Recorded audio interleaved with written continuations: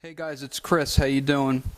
This video is going to be about the pyramids and how they were built and how the ancients pulled this miraculous task of moving things that we can't move today and cutting things that we can't cut today. And I'm going to start off basically with the pyramids of Egypt, and I'm going to go all around the world to all the different places that I've studied and that I've learned about. And we're going to go over how they might have built this stuff and what kind of powers were involved in this, because the schools are teaching our kids that we used to be dumber, not that we used to be smarter. So, therefore, how is it possible that we were able to build things that we couldn't build today with all the equipment we have and all the technology we have? So, I got a lot of stuff to go over. So I want to get right into it, but first off I want to go into what qualifies me to judge that we're not able to build this stuff today. And basically it's that I've been a contractor all my adult life. Ever since I was 17 years old, I was working on job sites of construction. I've been doing this stuff for like 14 years now, and I own my own business. I owned a demolition business. I had a site work company. I've spent thousands of hours drilling through rock, the hardest rock in the world, in New York City and in New Jersey, right on the Hudson River right there. And there is no rock harder than the rock that I've spent a lot of time hammering and drilling through. And I've spent thousands of hours operating heavy equipment. I've spent thousands of hours scrapping metal. I know all about metal, all about how hard metal is. I know all about what materials can break other materials. I know all about diamond blades. I've built many retaining walls. I've basically done everything that I'm going to show you. I have a firm grasp of the possibility in today's construction field if it could be done and if it can't be done. And some of this stuff, guys, it wasn't even possible to do it without certain tools that we have today. In fact, we weren't even able to check some of these pyramids to see how perfect they were. I mean, how perfect they are until recently. Now, I'm talking like 40 years ago, 50 years ago. We weren't even able to check them to see that they were dead on, perfectly level, all the courses in these pyramids and these walls and stuff. And a lot of these blocks, we don't have land equipment that could lift this stuff right now. So how it was moved is a mystery to most people. The smartest people in the world, supposedly the smartest people, the people that are supposedly the ones that know how all this stuff happens, still to this day have not explained how these pyramids were built. And it's because it's a supernatural power that built these pyramids.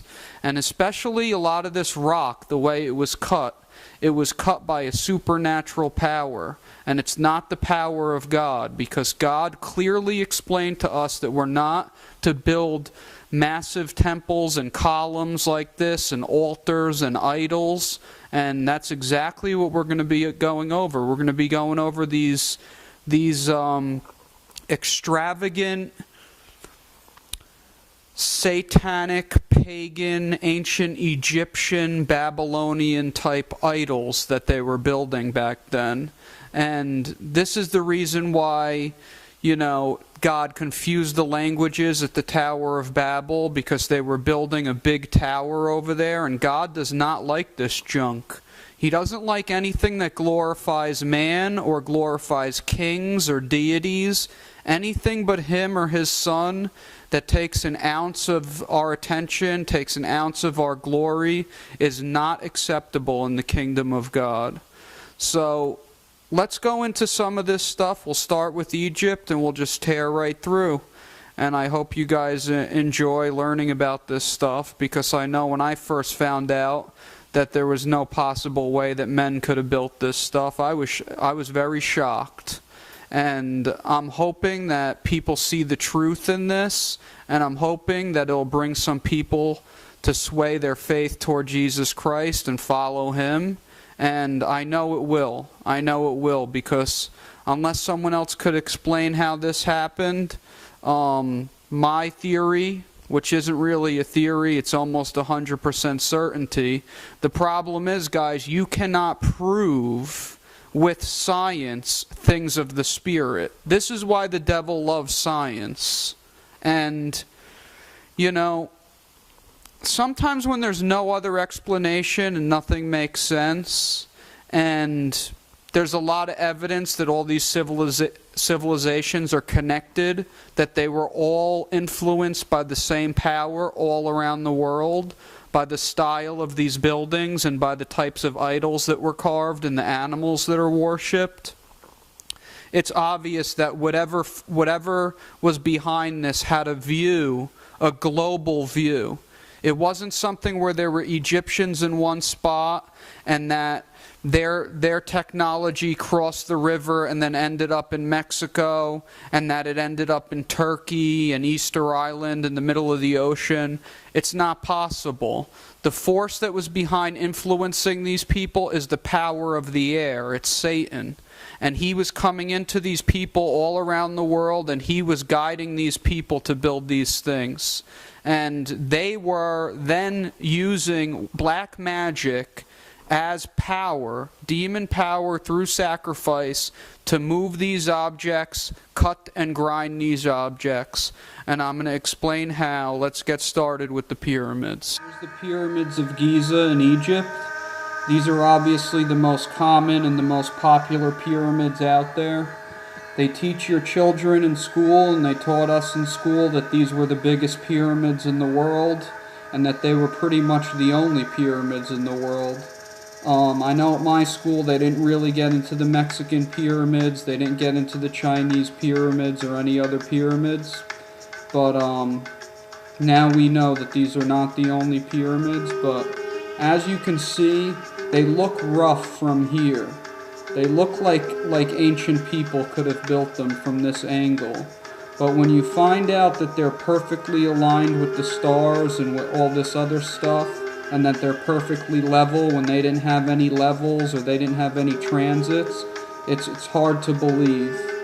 You could see here, this is an image where it shows how the pyramids perfectly lined up with north, south, east, and west, and how the Egyptians could have done something like this is virtually impossible without supernatural power.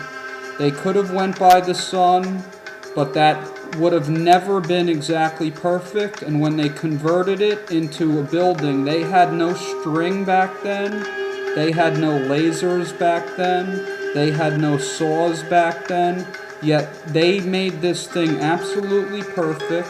They lined it up with all the stars, they made the tunnels within these pyramids perfectly straight. All the blocks they used to build these pyramids are massive, and they're laser precision lined up next to each other to where you can't even fit a needle through. You could see this picture shows that the channeling inside the pyramids line up with Orion's belt, Sirius, Alpha Draconis, and Beta Ursa Minor. And in school they taught us that these chambers were king's chambers, yet they're literally the size of like a coat closet when you walk in there. And some people even say that the giants built these pyramids, and it's very possible that the kings and the rulers of these days were giants, but it's also very clear that this was not a home or a chamber or even a tomb for a giant, because a giant can't fit through these channels properly. These pyramids were not built for giants, and those are not hallways. They're literally telescopes. So through that straight line, the Satanic Kingdom could tell if a star has shifted or not. Here you could see some people standing on top of these stones, You could see the top of these stones is very rough, and I want you to take note of that because they've depicted these things as smooth to us in pictures and in images, yet the tops of these stones are very rough. Yet, no matter how rough they are, they always have a stone that fits into it like a puzzle piece right on top. Now, this rock is very hard rock. There is no way that they could have cut this rock in any way, shape, or form back then with the tools that were available to them, which is known as a Bronze Age, where they didn't even have steel. They didn't even have the ability to melt steel, according to what we were taught in school, and chisel away at this. And I could assure you, even if they did have steel, they would get nowhere chiseling at that stone. It's so hard. Here's one of those pictures I was telling you about. You could see these guys pulling it block by block. The blocks they show are perfect squares. They're not rough or anything. And you could see on a wooden sled they're pulling this thing with rope. Now, this is complete garbage because if they would drag a block that heavy on a wooden sled across the rough stones that we just saw, that wood would break to pieces every 10 minutes. These blocks are so heavy and they are so massive, and there is no way that these men with no shoes or no nothing could have pulled this stuff. I don't care if they had 1,000,000 men, you still need to laser cut those stones perfectly to get them to fit. Now, this is the type of tool we use today to make a level. We use a transit today. This tool did not exist in the times of ancient Egypt. So how would they have known corner to corner how to make it perfectly level? Here's another picture. You get a better shot of the tops of these stones, how rough they are, how there's no way that a sled could smoothly slide on top of these stones. Yet they find a way to convince people that it's actually possible for this to happen by showing you a few photographs that get you to believe. And honestly, guys, people are so stupid today, they don't want to know the truth. They just want to go there and look at these landmarks and gawk at them and make a little idol out of them and make it like it's so important to see these creations of man when they don't even look at the living God that's standing right before them everywhere they go. Now, these stones are a solid 5 feet tall. They're massive. These things weigh tons. Even if they were able to place them, even if it wasn't perfect, when they placed the stone and they saw that it couldn't fit perfectly, like for instance, in this picture here, you could see you can't even fit a needle into these cracks. It's so precision cut. This is limestone, guys. This is limestone and granite. The bulk of the pyramid is limestone. It's very hard rock. So if they were to place one of these 2-ton stones, or whatever, these stones weigh multiple tons. However they were able to lift these up, which is virtually impossible without heavy equipment, these stones, if they're 1 inch out of place, they would then have to lift it back off, grind it again, put it back on, check it. If it didn't come perfect, they'd have to take it off again, and it's impossible, guys. It would take a contractor today maybe 5 months just to make these 4 stones fit together like this perfect, with all the diamond blades and everything that we have today. You see here how irregular the stones are, yet they fit together perfectly. This is done with knowledge that we do not have today. We cannot do this today. We need to cut these stones with massive diamond blades today. They're measured with lasers, and it still could not be done.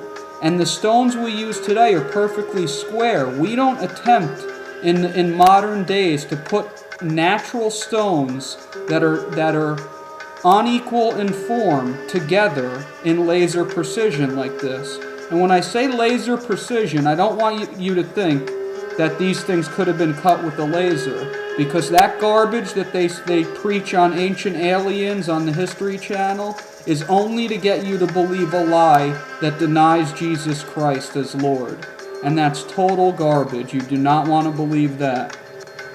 Here's another one of these pictures where they show you a couple of cavemen adjusting these stones like casually, like you could just stick a crowbar under it and move it, yet they weigh as much as 2 elephants. Each stone weighs as much as an elephant. Yet they're showing you like as if it could be moved like this, where a guy's got a little piece of wood under it, and they show you in the background a couple guys with a couple sticks that are like doing something with these massive granite stones. Now, iMotion, you get a couple sticks and a 1-ton granite stone and see if you can manipulate that stone, and then come back to me and let me know how it went for you. Now that chisel in that guy's hand, that can't be steel. And the little mallet that he's hitting the granite with can't be steel, because steel didn't come around at this time. It came in thousands of years later they started using steel. But this is a chisel that's made of brass, and you could see it has like a golden hue to it because it's alloy. It's called non-ferrous metal. It has no iron in it. This chisel would do absolutely nothing to granite. It is not hard enough to inflict granite in any way, shape, or form. It's just impossible. This brass is so soft that if you took this brass and just smacked it on the floor a couple times, it would have all dents in it. It's not strong at all. It could crack, it could dent, and basically, this rock is so hard, the only thing that will cut through this is a diamond at high speed. That's the only thing in the physical, in the flesh, that will cut through this. Other than that, the only other way that these stones are eroded is through wind, sand, and time, or water and time. Some kind of natural object flying through the air in small particulate, and a lot of time. For instance, if you took a sandblasting machine and you pointed it at this and held it in one spot all day, you would get some results digging through this material. But it would, like I say, take very long to do that. Now, if you start to look at these stones, these are the outside stones of the Great Pyramid. But you could see in some places they look very smooth and polished, like the one with the circle around it. And like these right here, these look very smooth and polished, and they fit together perfectly, again, with razor blade precision. Now, these stones, when you look at the pyramids, are not throughout the entire pyramid all the way to the top of the pyramid. What you see is you see a couple of places where they left these stones on toward the bottom, and then you see them all the way up at the top where they didn't take them off. Now they brought these stones, they actually took these stones off the pyramid and they made mosques in Cairo with these stones. I gotta get you guys a date on it. You know what, actually just look it up.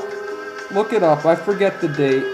But there was somebody that took these stones and he actually used them because of their flat face, and he took them into the city and he built with them.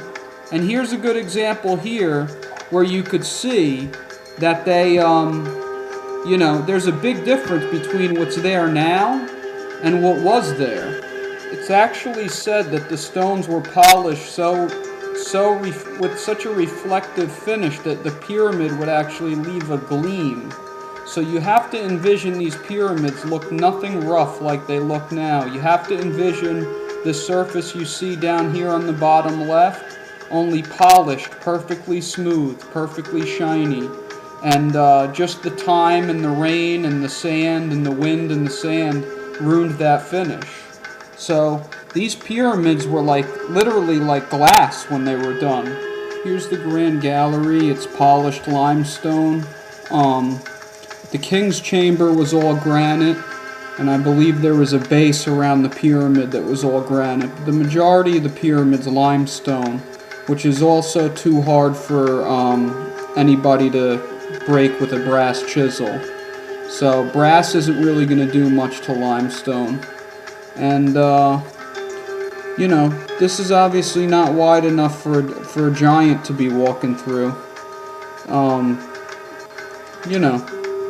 It's basically totally ridiculous that they think that this building could have been built for giants, that's for sure. Here's another little crawl space that would be a tough little trick for a giant to crawl through. It leads to nowhere. It leads right up to the stars, so it's my belief, and I'm 100% certain, whether you want to believe me or not, that this channel is strictly used to track constellations of stars in the sky, to see if they move and act as a fixed point on the Earth, to make these stars have, like, you need a reference point. Like, even though the spirits are very intelligent, they're not smart enough to know how the Earth is spinning compared to the stars, unless they infix objects on the Earth to know how that happens. Here's a good one. This one's in America. This one's in Illinois. It's called the Cahokia Pyramid in southwest Illinois. I know I never heard about this one in school, and I know you never heard about this in school, because Satan doesn't want anyone to know where these pyramids are. Satan doesn't want people to know that pyramids are a global issue rather than just an Egyptian issue. Because if you realize that pyramids are a global issue rather than just an Egyptian issue, you'll realize there's a power greater than just one race of people that is behind this conspiracy. These pyramids are used for the stars, and they're used for sacrifice, and they're used for power. They're used to dedicate stars to demons and to call down those demons as necessary. Here's a pyramid that's in Bosnia. There's a couple different pyramids in Bosnia.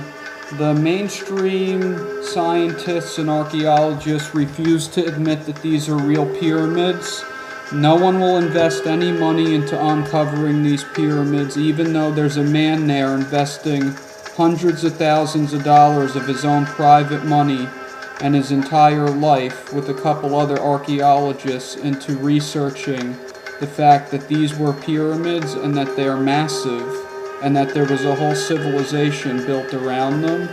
Now this man is finding tons of shafts that go under these pyramids, just like the ones that you see in Egypt, long shafts, and you could tell that this pyramid, they're estimating that it was from 6,000 to 3,500 BC, which is actually before the Egyptian pyramids and before the flood.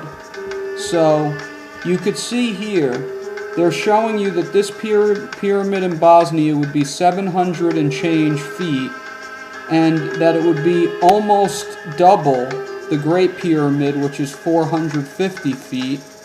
And this, according to this guy, is an attempt for Egypt to discredit any new pyramids around the world so they won't lose tourism. But I think it's more an attempt to discredit the fact that pyramids were all over the world before Egyptian days, because this pyramid might be covered because it existed before the flood. Now guys, the Bosnian pyramids are a good example of structures that could have been pre-flood. Another good example in this video that I'm going to be talking about is the site in Turkey. It's called Göbekli Tepe. I have a hard time pronouncing it. But we're going to look at the stuff on that site, and there's all the same old ancient satanic symbols over there in Turkey. And when I see sites that are completely inundated with silt, where they seem to have been civilizations, but they've been completely covered by earth, there's only two possibilities that site got covered. One was that they were post-flood and they were covered by Satan to uncover today, to make believe that aliens existed, and try and attribute these sites to false dates and attribute them to alien races that came millions of years before. The second one is that they were truly before the flood, and when God flooded the earth and the waters washed over the earth, the water carried silt with it, flowed down into the channels of these pyramids and over top of these pyramids, and flowed into these ancient sites between all the stones and just filled them in. Especially the one in Turkey where it's like lower into the ground and they uncovered it because it was like in a rut. Anything that was in a rut before the flood, it's very believable that silt would have washed over. We're going to see that in the Easter Island photos when we get into Easter Island, where the big huge idols, the big statues, were filled in all the way up to their neck, and then people dug down and they realized it was a 30-foot tall statue, but only 5 feet is showing. That's just an example. So basically, the statues were there and they got filled in. And I believe that's exactly what happened here in Bosnia. I believe Bosnia, when the flood happened, silt washed over these structures that existed before the flood, and that silt, the water settled and carried little sandy mud into all the caverns inside the pyramid, and it flowed in between all the stones that they made this pyramid with. Now, do some research on the Bosnian pyramid. I don't have time to go into everything here. I just wanted to let you guys know that I do believe that those are pyramids in Bosnia, and that the History Channel and mainstream archaeology will not agree to it because the agenda of the Satanic Kingdom. The main thing now is to push aliens. If you don't believe me, go look up some History Channel shows. All they do is suggest that aliens created these things. Okay? We know that demons did it. So, I want to show you guys a few other videos because there's other places in the world where somebody is sending construction crews in or allowing it through politics that this happen, to where they actually are sending heavy equipment in to tear down pyramids that people really don't talk about. So I believe many of these pyramids, once the Satanic Kingdom got their hold on telescopes, and once we got all this other technology where we have like these big antenna fields and everything is done electronically now, and we could track the stars through GPS and all this other garbage, they don't really need these things anymore. They're only a liability to Satan at this point, and people getting smart, because now with the internet, he can't hide this junk anymore. When we didn't have the internet, it was just a matter of making the government dump a bunch of lies into the school system. But now that there's satellite imaging from above, and there's people that have, you know, enough money to go traveling to these other countries, and they have their own cameras, and they could measure it and take pictures and upload it, he can't hide this stuff. So all he could do is tear the pyramids down and create a whole bunch of garbage theories how these things got there. Watch these videos. I'm going to show you 2 videos of these in 2 different locations, construction crews tearing pyramids down and taking all the stone and trucking it away and making the pyramids disappear. Now, hard to imagine this could happen, really. A pyramid in Peru, which has stood the test of time over the last 4,000 years, has been pulled to the ground by property developers. The pyramid's close to the capital, Lima. It was one of the country's oldest archaeological sites. Denise Hammack has more. All that is left of a 6-metre tall pyramid, El Paraíso is thought to have been a religious and administrative centre built long before the rise of the Inca culture encountered by the Spanish conquerors. Now, this building, which is more than 4,000 years old, is rubble, torn down allegedly by real estate developers in an effort to clear the land. These people hoped that we would leave the area. They made a series of bonfires that impeded visibility. When the machinery started making noise and shifting earth, we went to check it out. The site's guard went to have a look, and workers for the real estate company surprised him and barred his way. El Paraíso is located in agricultural fields just north of Lima. 12 pyramids were found at the site, where preservation work began last year. The authorities are pressing charges against 2 real estate companies who reportedly also tried to destroy another 2 pyramids at the site. If found guilty, those responsible face up to 8 years in jail and fines of more than $13,000. Denise Hammock, BBC News. Not the invasion of the conquistadors, nor the hundreds of years of weathering had eroded the majesty of Normul, a 2,300-year-old Mayan pyramid in northern Belize. But now the site has been irreparably damaged by a crew of road workers. In search of materials for road fill, they destroyed the archaeological site, using bulldozers to demolish the sides of the pyramid. Local archaeologists were dismayed at the scale of the damage. I was hoping that when I was driving up from the main San Juan road, that it would not be this one. But when the closer I got, I just couldn't believe and seeing all the trucks and all the stuff. But this is an incredible, incredible destruction. This is one of the worst that I have seen in my entire 25 years of archaeology in Belize. A local road building firm is under investigation over the incident. Experts say the pyramid's hand-cut limestone bricks will have provided much sought-after shale and gravel for making roads in the Central American country. But even though it was on private land, ancient Mayan ceremonial sites like Normul are protected under Belizean law. Now this once imposing pyramid is a shell of its former self, and all for the most egregious of reasons. Will Grant, BBC News, Mexico.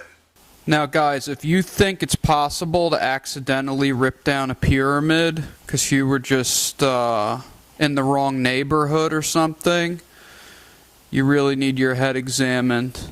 There's a major difference between digging into a mound of fill and a mound of hand-carved stones with little tunnels going through them.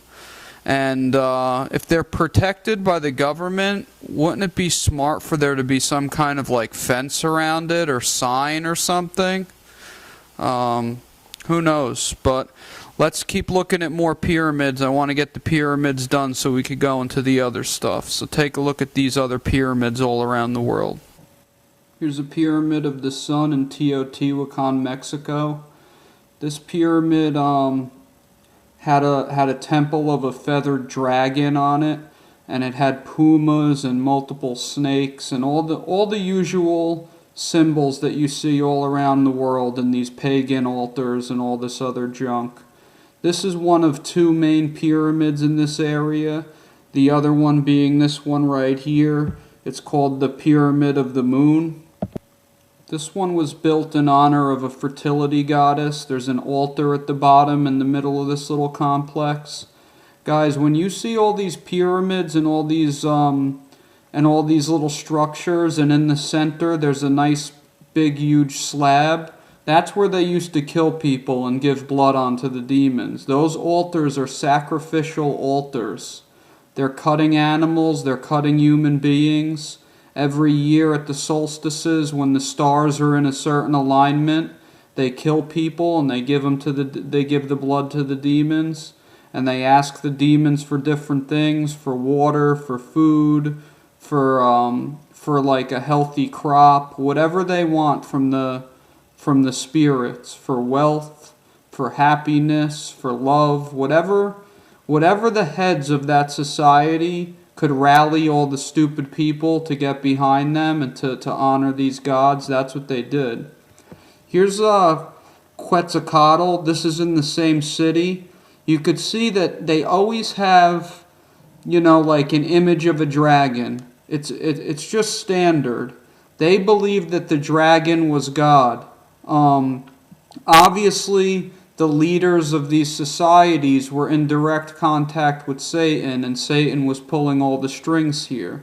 Because Satan is a dragon, and that when they go in the spirit and they worship him, they're seeing him as a dragon. At least he appeared to this civilization in Mexico, and most of the other Mayan civilizations as a dragon. Here's another pyramid in El Taj in Mexico. They say it was built approximately 800 years after Christ. This one, I don't see any evidence why it couldn't have been built by men, but I still don't think it was. This isn't like the other ones that it's literally a technical impossibility to be built by men. But you guys need to realize these pyramids are in the middle of nowhere. So there's a reason they call the Freemasons Masons, because they were the builders of all the cathedrals, the Roman Catholic cathedrals and all this junk.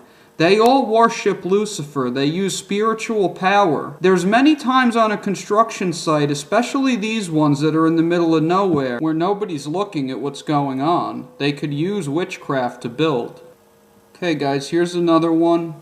This is actually supposedly the biggest pyramid in the whole entire world, at around 1,000 feet tall. It's the Xianyang Pyramid number 7 in China. This is right next to another pyramid, Pyramid number 6 in China. This was first seen by U.S. soldiers during the war years and years ago. They took a snapshot of it, they couldn't tell what it was, and I guess after that it came out into the public. But these things are massive. They're absolutely massive. You could tell that they're definitely pyramids. They were intentionally built. They're very old. There's always usually a road going to these pyramids in the middle of nowhere, but yet no one has an exact height on this thing, which I find really funny. It just proves that nobody's allowed to even go look at these things. Like, no one will finance archaeologists or any type of public, news article on things that Satan does not want public. He does not want you guys knowing that there's pyramids everywhere. And he definitely doesn't want people knowing that there's bigger pyramids than there are in Egypt all over the world. You could see this thing looks like a mountain, it's so massive, but you could see how straight and how perfect the tip is, and how it's a perfect pyramid on all four corners. You saw it from above. There's no denying that that's a pyramid. Now the other one right next to this one, Pyramid number 6, it doesn't have that pointy top. It has like a flattened top. Let me see if I could get a picture of Pyramid number 6 from above, so I could show you what it looks like from above. Yeah, right here. Right to the left right there is Pyramid number 6. You could see a distinct difference, that it's got that flat surface on the top.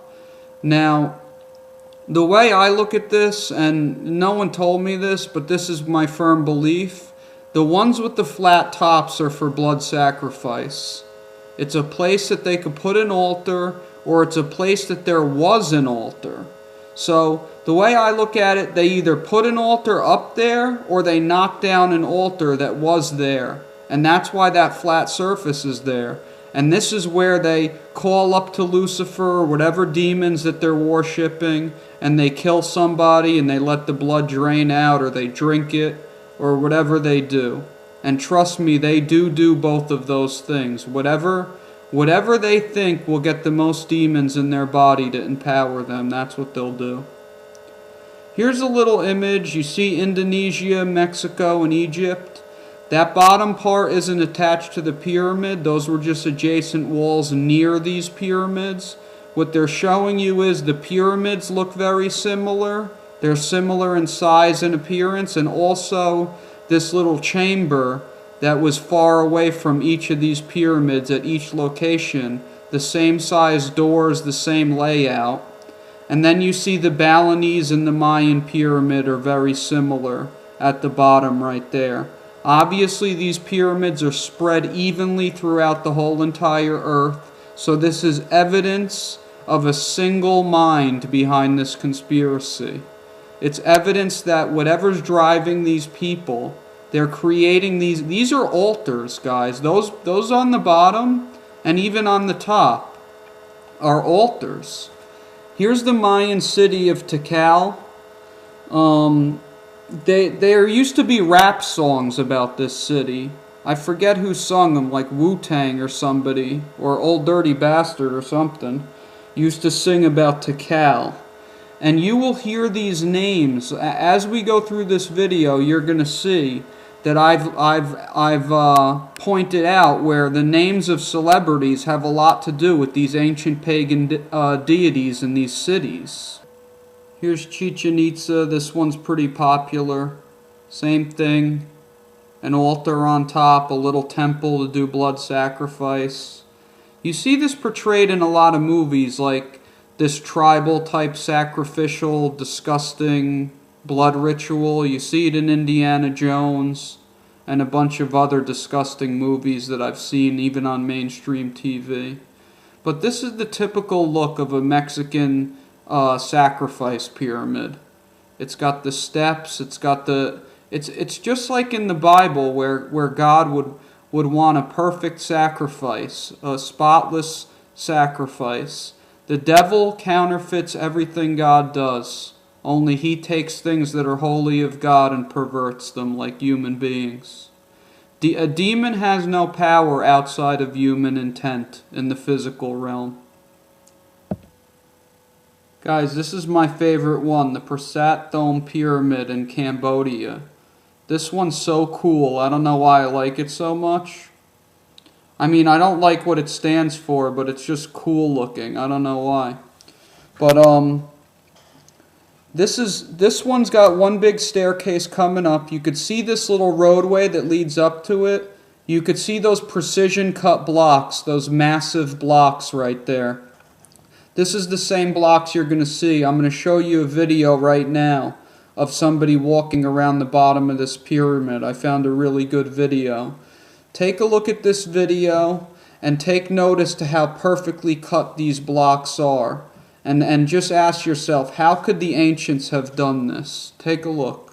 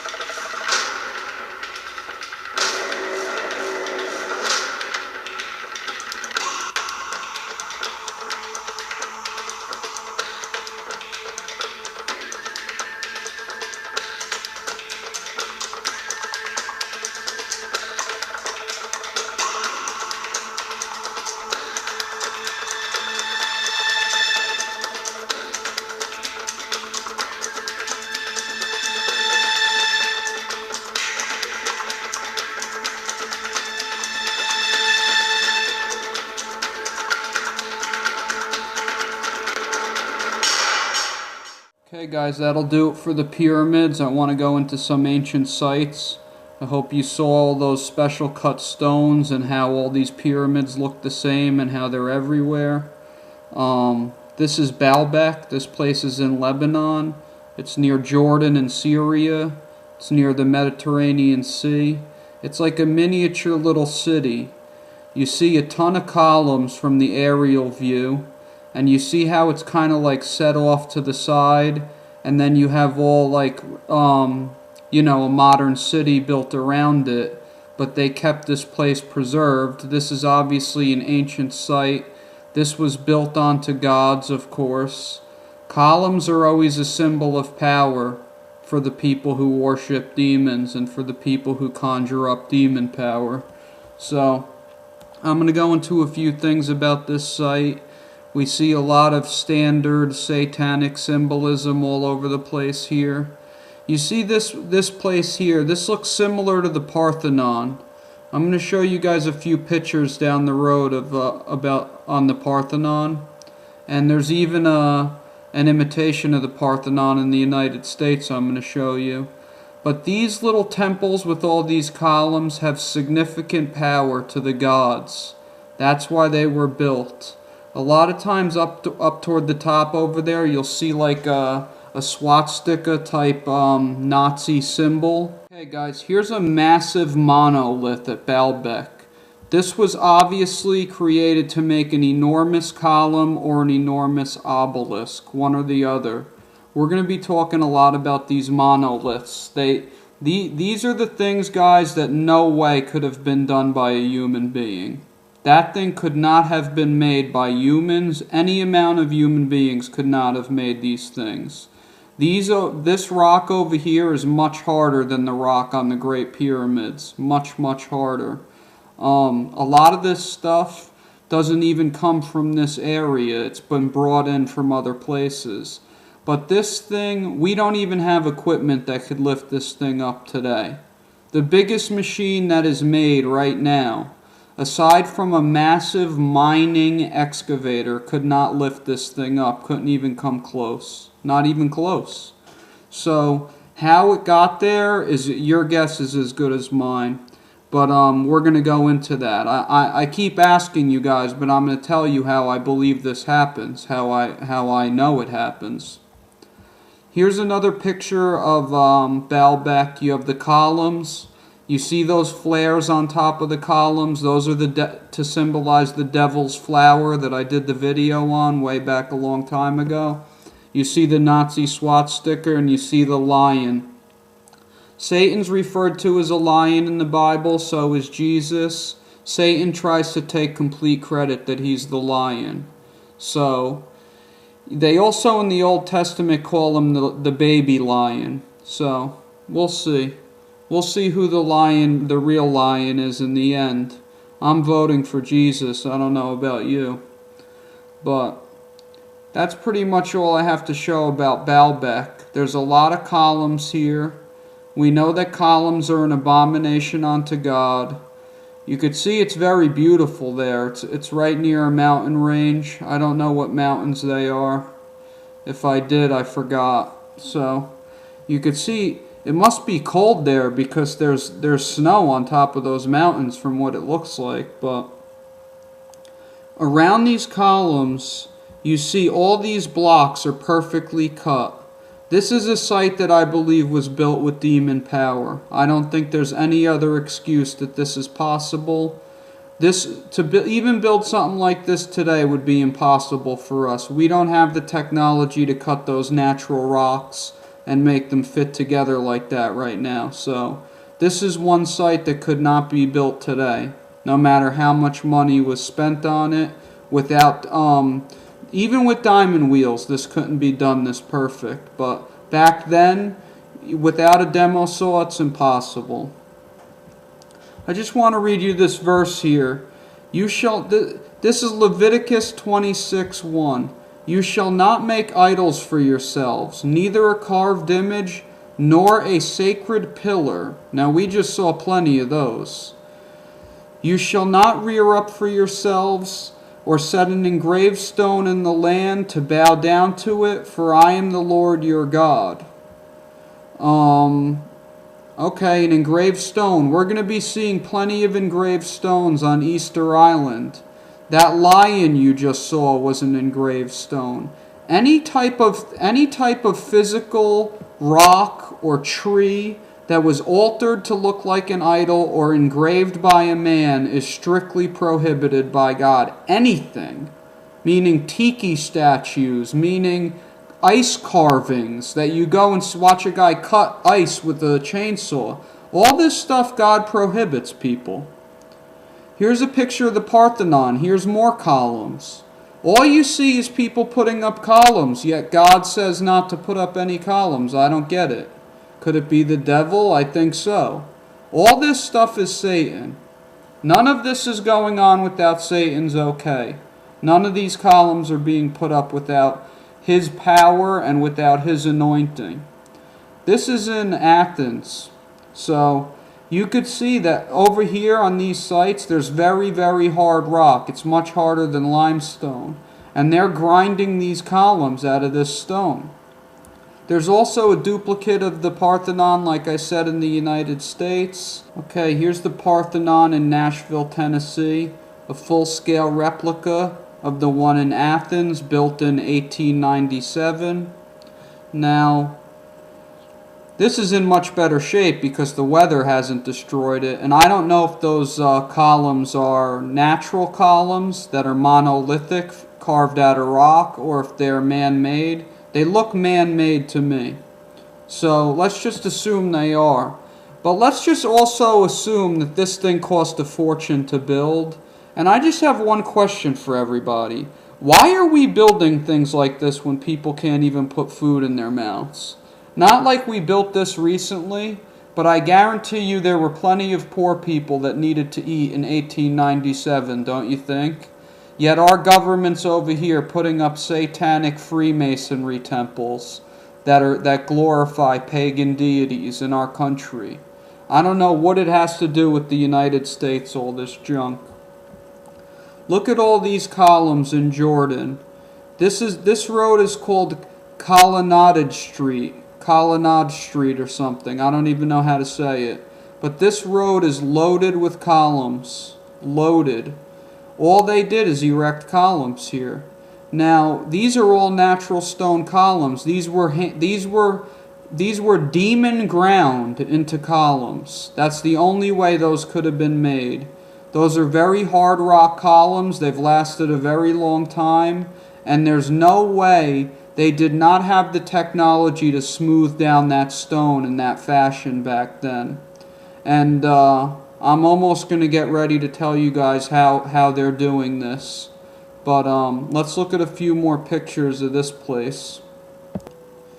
Here's another shot, guys. You see all the devil's flowers on top. That gaudy, extravagant flare. A lot of people put that in their house now. Big mistake. If you guys are spending money on architectural gaudiness, you're in big trouble with God, I could tell you that much. Those days are over for me, I know that.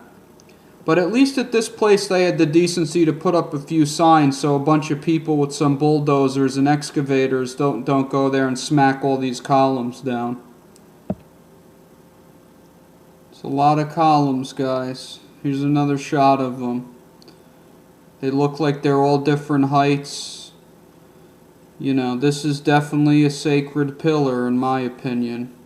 Leviticus says no go. Here's a temple of Apollo, guys. This place was built with very hard rock.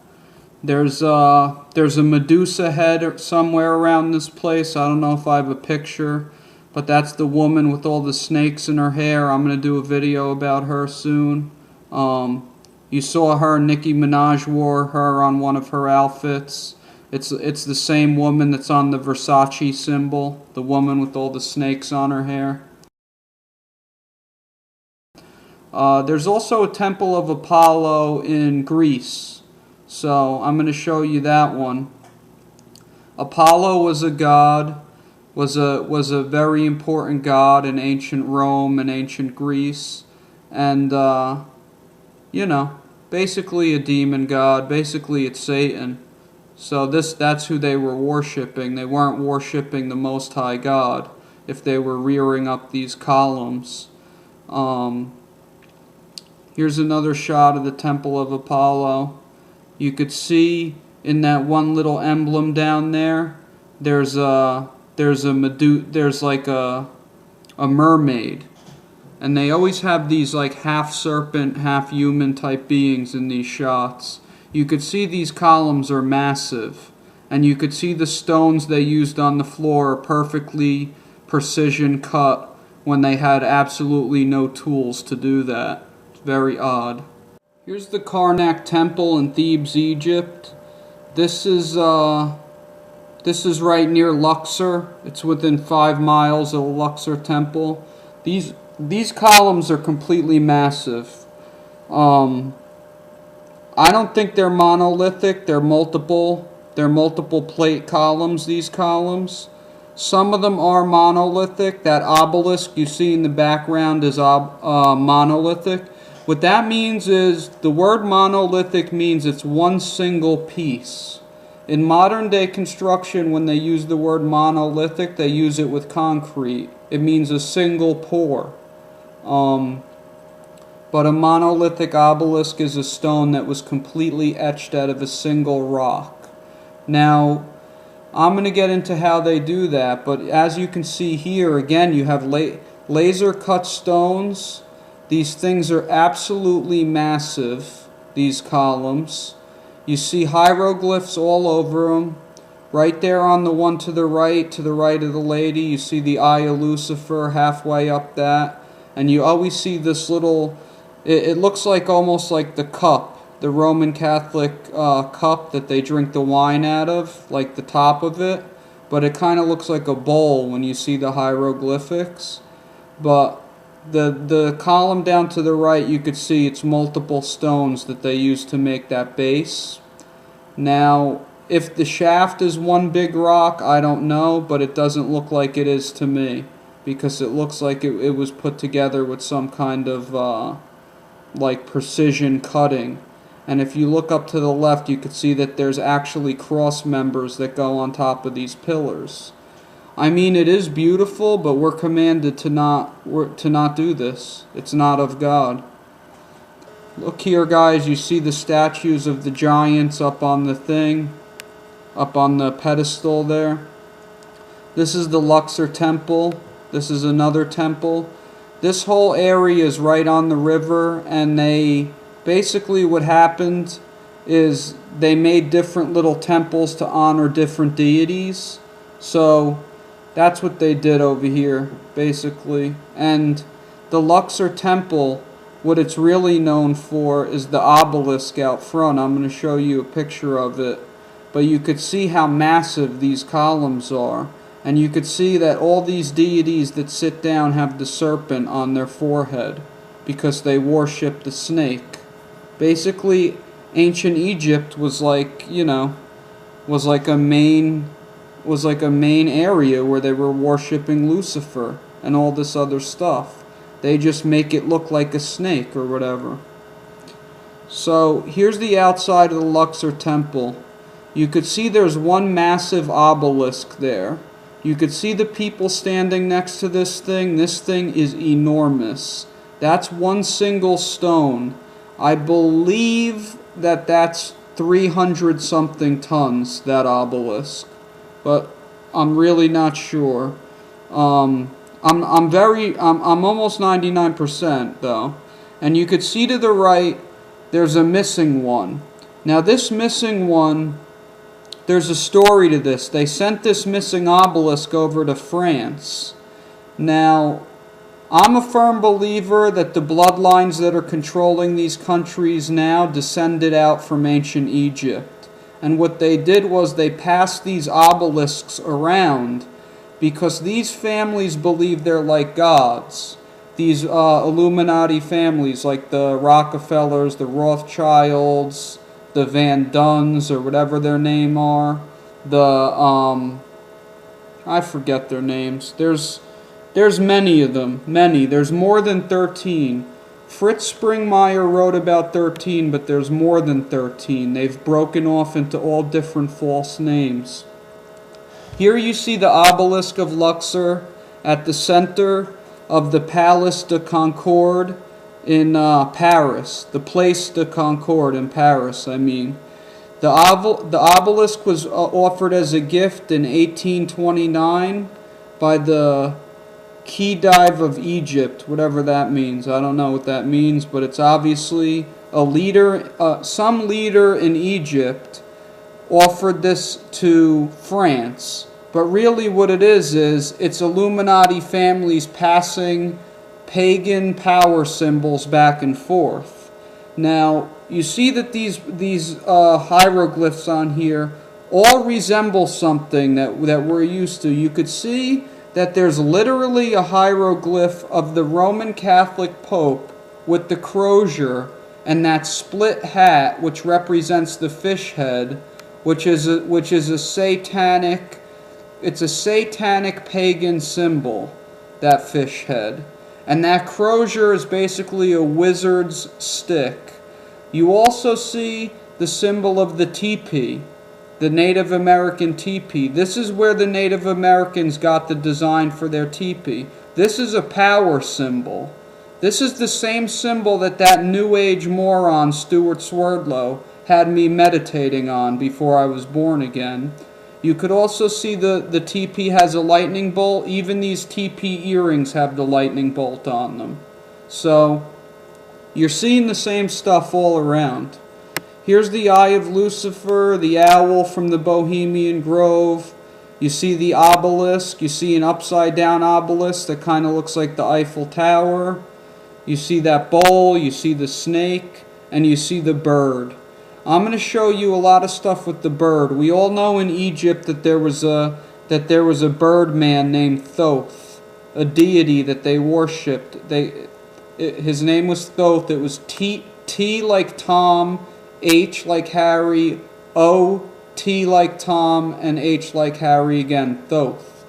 And he's someone that the New Age people are using him a lot. Anybody looking into him and meditating and doing third eye junk and looking at these Egyptian symbols, you are getting powerful demons from ancient Egypt when you do that. And I recommend you stay far away from it. Here's another shot. I added some pictures in. You see that satanic idiot Drake up there with his goofy little face on? His stupid chain hanging out on his shirt. And you see he uses the same owl that's on that obelisk. It's also the same owl that the Satanists in the Bohemian Grove use. And you could see within the owl of the Bohemian Grove symbol, you also see a crozier, that hooked cane. On the bottom again, you see a little symbol of the Pope. I put a little picture there so you could see how similar it is with the split hat and the cane. So there is Egyptian mysticism heavily in the Roman Catholic Vatican. In fact, the same people, the same bloodlines that came from this Egyptian mysticism are running the Roman Catholic Church today. And they're doing witchcraft on everybody. Okay, here's a pretty cool one. This is the Abu Simbel Temple in Cairo. This is a site that was built by demon power, without a doubt. When you see a fine ground stone cut out of the side of a mountain, the only way this was done is by demon power. And again, I'm going to explain how they do that. But you could see that the top of one of those men actually fell off the front there. And you could only thank God for that. And God has made it so nothing on this earth lasts forever. This earth is basically a place that everything that people cherish will pass away. That's the promise of the Bible. And you could see when even these massive stone carvings fall down, imagine what will happen to your house and to your cars. They're all just going to rot away. It doesn't matter. This is why God tells us not to mind things like this. Take note to these statues of giants, but even more so, take note next to these giants, there's little men, regular-sized men that they made statues of, to show that these giants stand above the higher men. There were definitely giants, guys, and I'm going to get into that in another video. The only thing I was trying to explain before is the pyramids were not built as homes to these giants.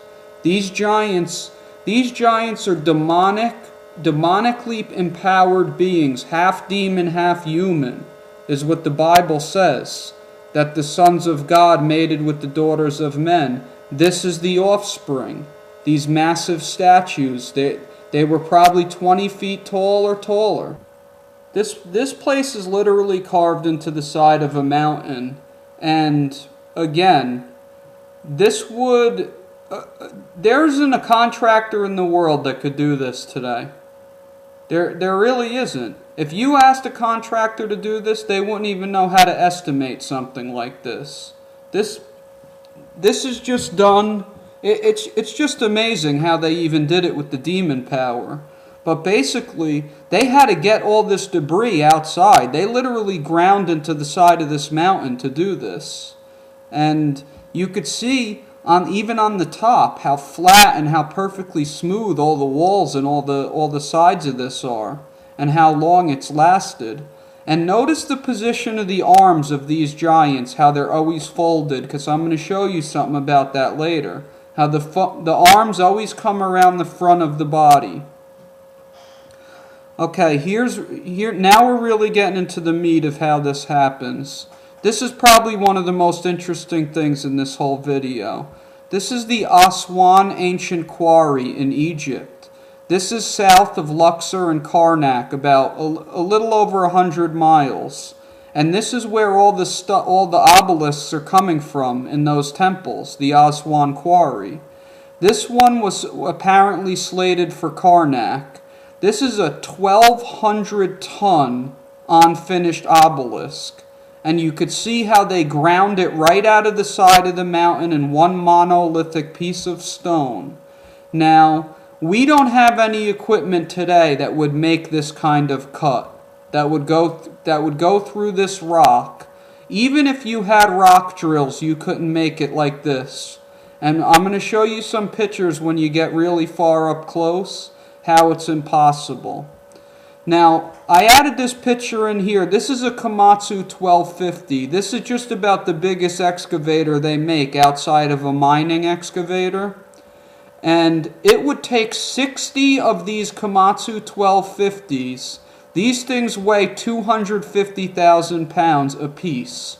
It would take 60 of these to lift that obelisk out of the ground. That's how heavy that obelisk is. I went and looked at the weight capacities and everything. There's no contractor that has 60 of these machines today. This is what 60 of them would look like. You just don't see it, guys. Here's a map of how far they move these things. Yeah, it was a 330 ton. It's a 330 ton obelisk that's moved there already. And basically, this obelisk here is 4 times that amount, and they were preparing to move it, but they never did. Obviously, guys, they knew they had means to move it, and I assure you that the power of Satan is the only thing that could have moved that obelisk all the way over there. And I assure you the power of Satan is the only thing that could possibly cut through that rock and make that kind of cut in that obelisk. You see that the roads there, they weren't straight roads, and they were right along the river there. So God only knows how they probably got this thing all the way down there. But here you see a good shot of how they cut through this stuff. Basically, it looks like literally like a tornado blew through there, or like somebody sandblasted that out of there. This is by no means evidence of chisels, these marks.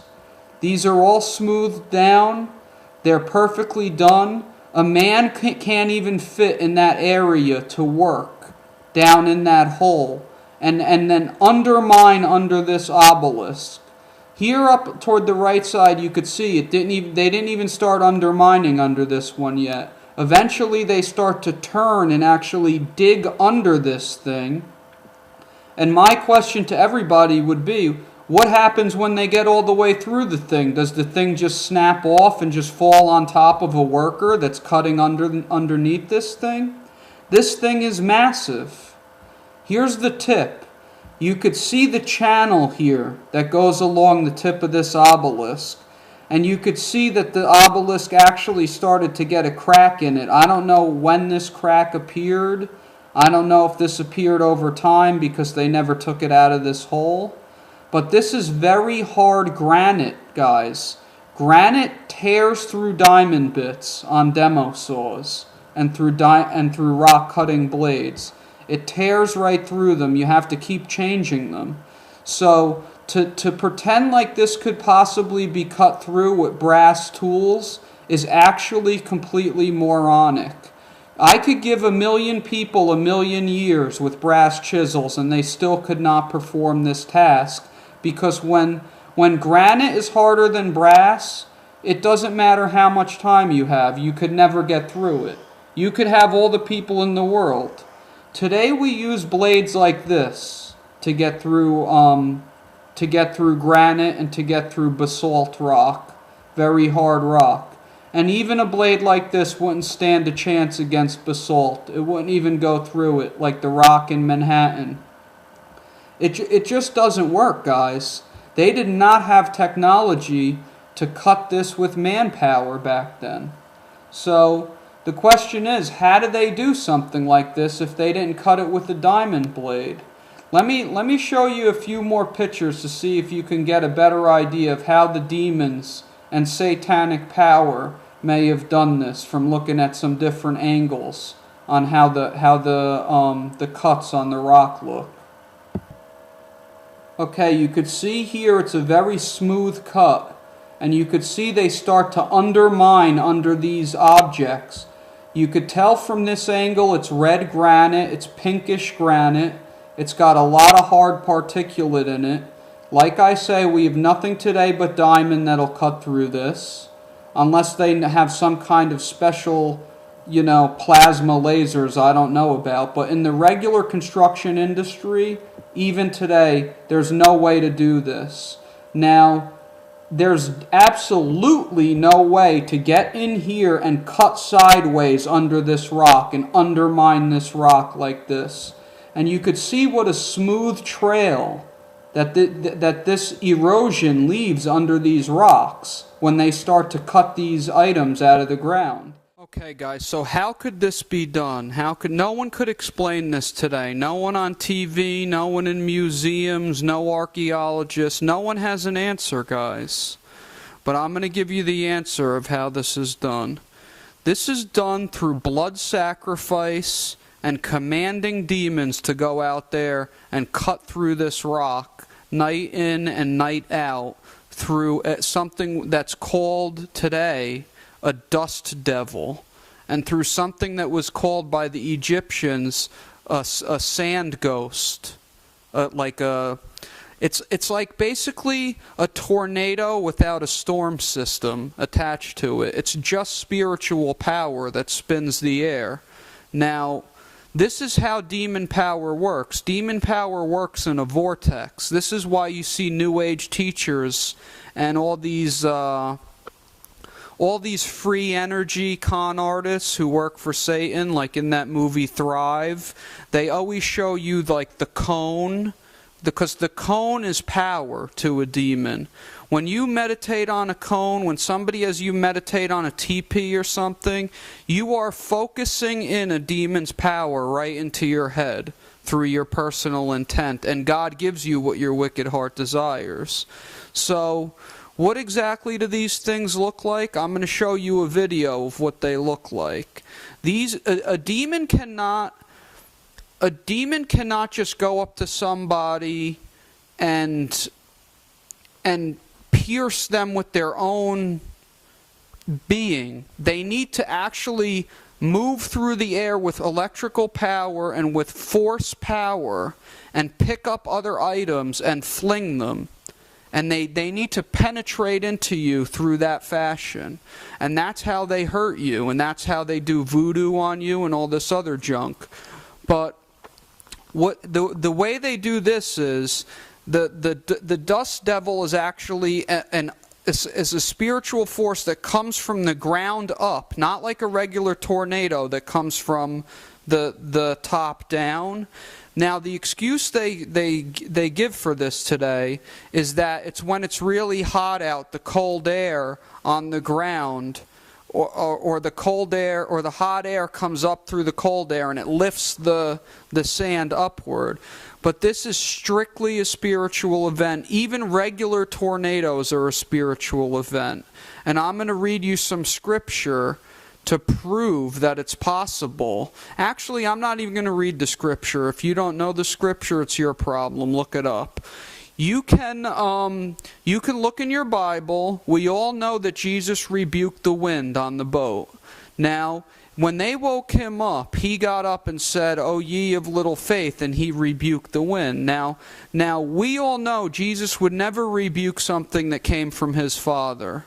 So we know that extreme wind comes from the devil. And we know that all the way in the back of in the book of Kings in the Old Testament, when Elijah was on the mountain, there was an extreme wind, and it actually says in the scripture that the wind broke the rocks. So it's biblical. The wind can actually break the rocks.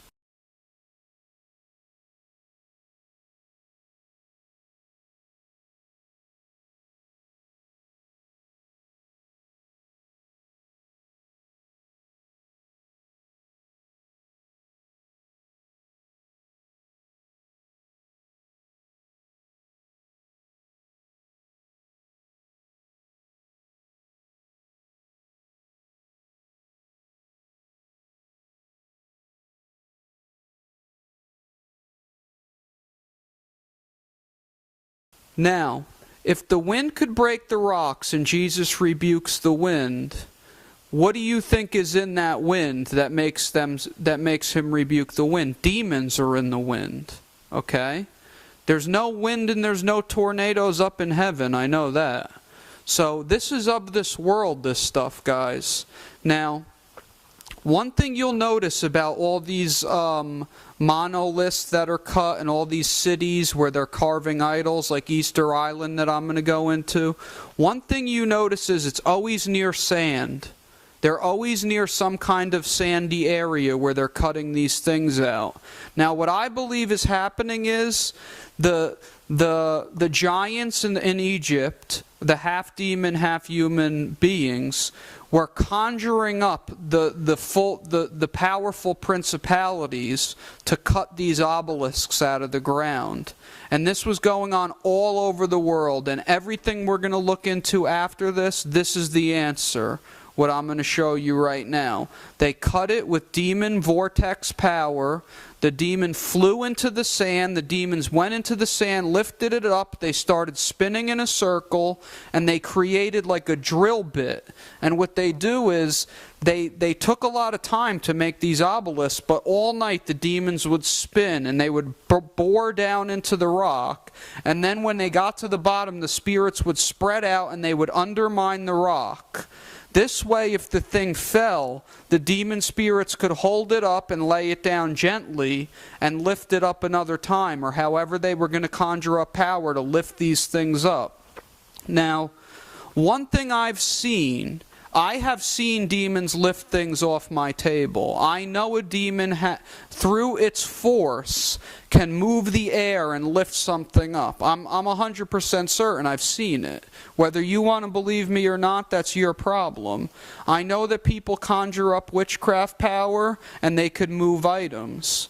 I know astral projectors can astral project and move things. But they don't realize that they're not the one moving it. The demon is moving it. They just think they're moving it. So, guys, this might sound far-fetched to a lot of people. This is exactly how they did it. No one else has any other explanation, and I've seen this happen. And I know for a fact that demons did this. And just take a look at some of these pictures on how powerful these dust devils are. And try and take notice, sometimes when you see them moving along the floor, they actually cut a trail in the floor, even just 1 second passing by. So just imagine all night that thing just sitting on there, honing down those rocks all night long. Because a demon doesn't get tired, guys. A demon spirit doesn't get tired. In fact, there's demons in this house right now. They've been here for the last 2 hours. They don't get tired. All they do is torment and move in the spirit all night long. And only people that could see in the spirit could see the silhouette of their bodies as they move around. Sometimes you could see the whole thing. But take a look at these videos. This is what a dust devil is, and I find it ironic that they call it a dust devil. There's cartoons called Tasmanian Devil where the thing spins in a vortex. It's all a big laugh to the Satanists. So take a look at this and see if I can make a believer out of you into this theory that this is how they did it.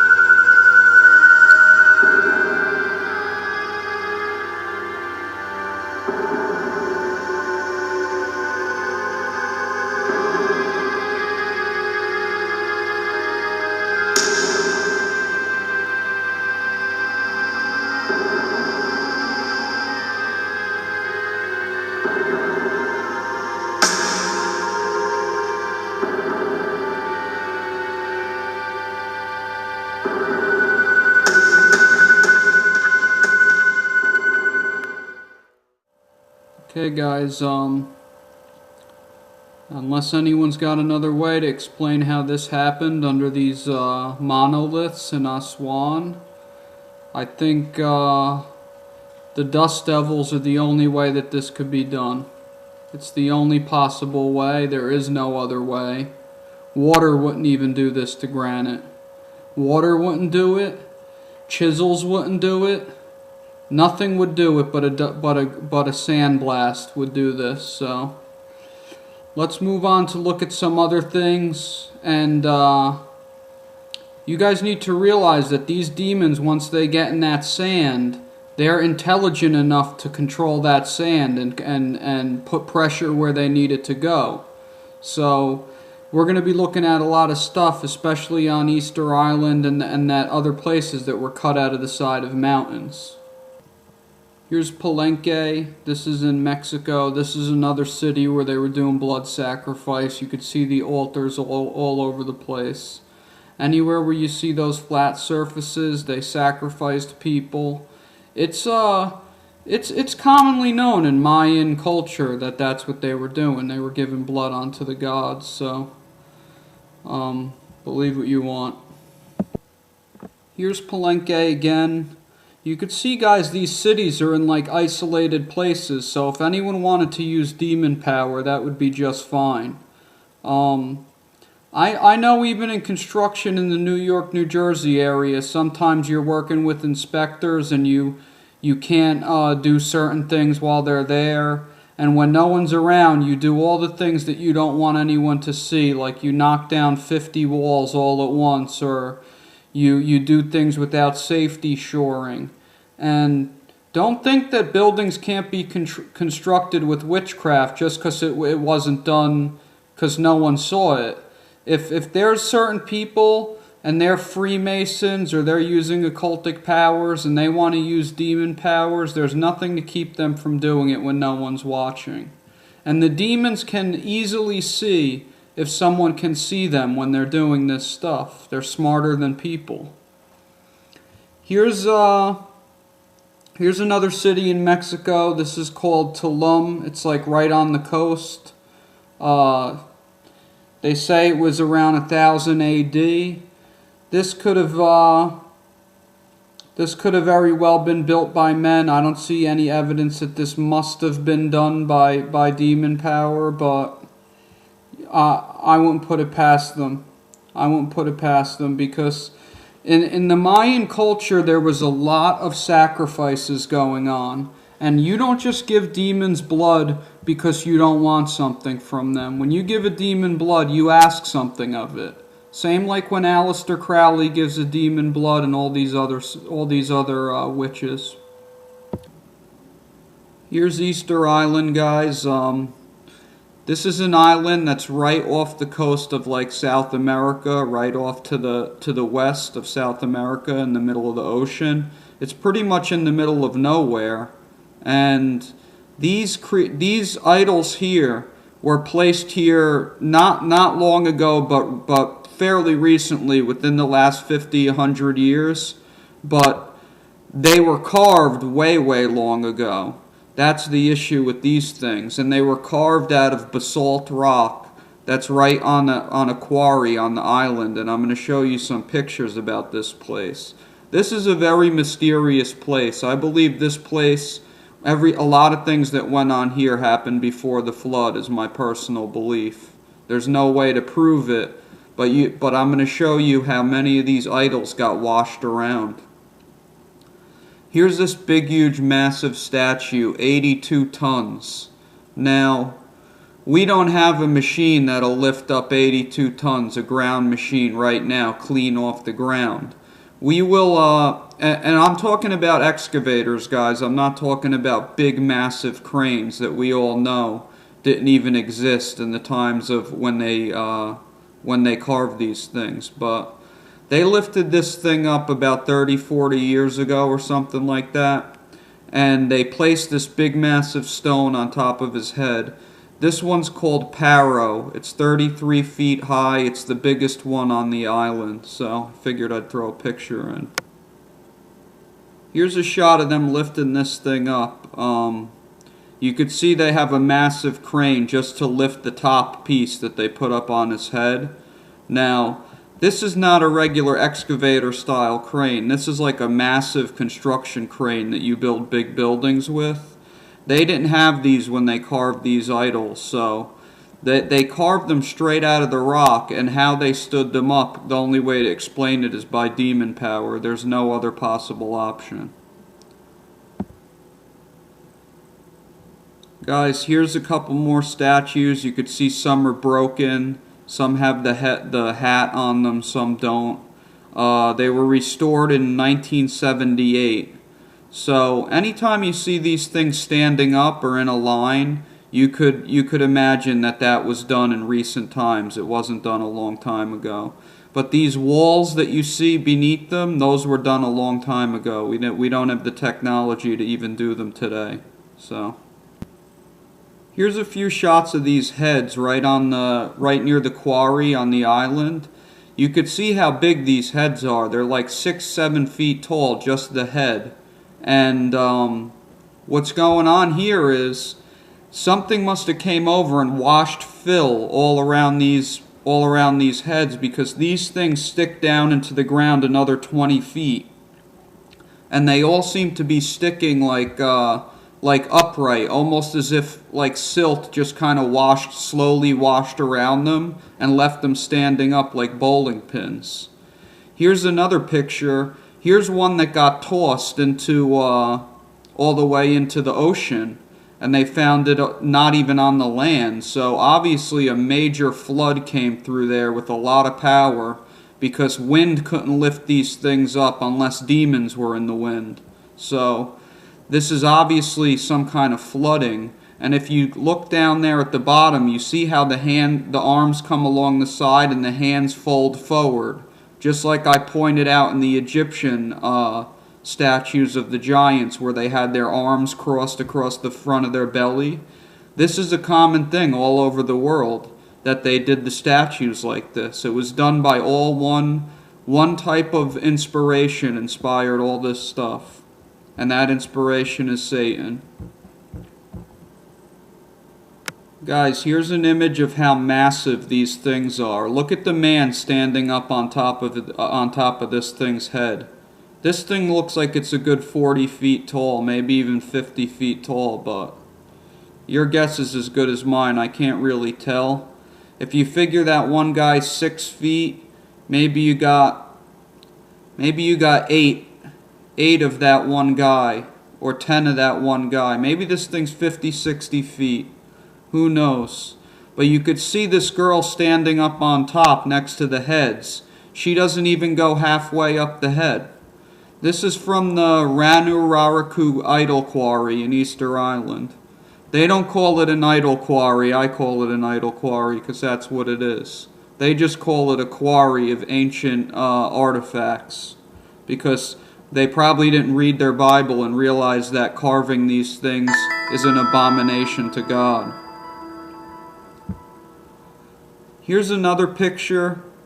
You could see here they excavated around the head, and you could see here, you look along this thing's back, and you could see on the back of this thing, you see these two hoops that you see in the Queen of the Night statue in ancient Babylon.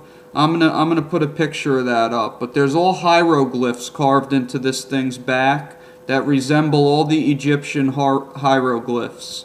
And it's very plain to see that they were using some of the same symbols, including the Birdman and the cup and all the other stuff that they used in Egypt. Now you could see when they dug around these guys, the silt is it's almost like sand, like there's no big rocks in it. So it looks like it got washed over by water.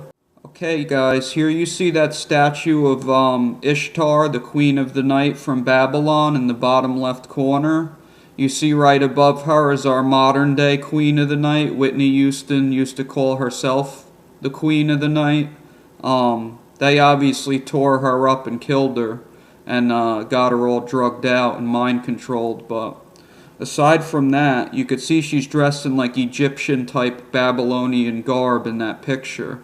That album up there is actually named Queen of the Night. You could also see the chalice top, that little moon-shaped item. That's from Luxor, Egypt on the back of this idol. It's right up above the other things that she's holding in the Babylonian stone.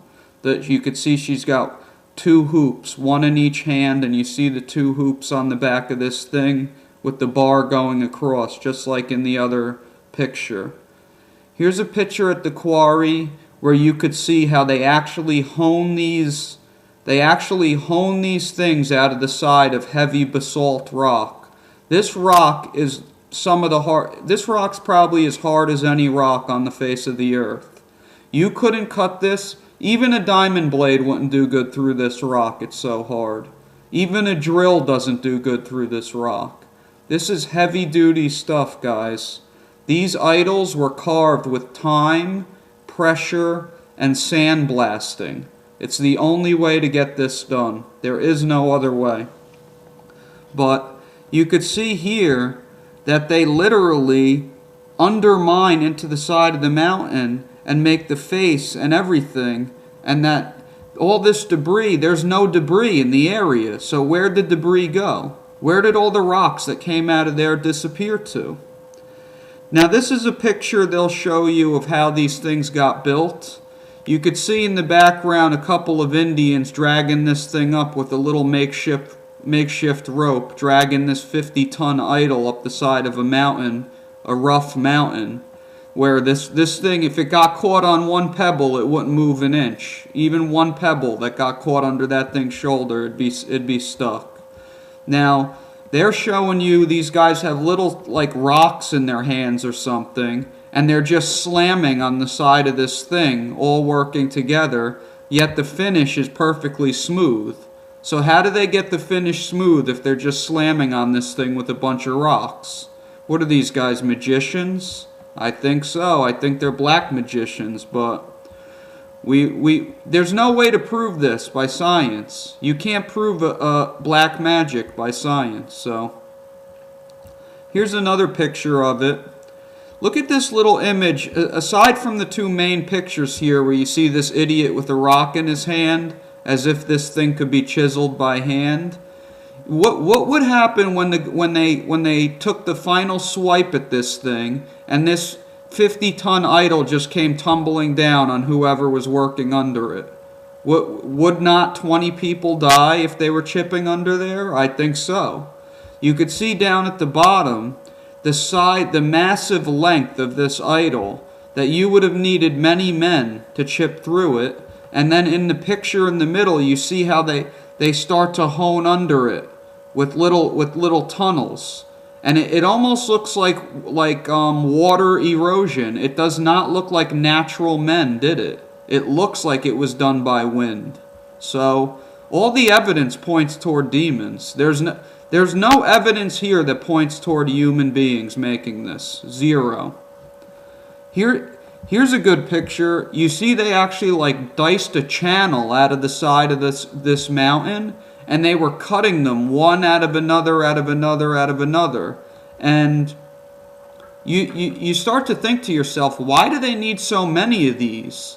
And the reason they need so many is because they dedicate a demon to each one of these things, and the more idols they make, the more spiritual power they could bring down to the island. A demon needs something dedicated to it to manifest into the natural.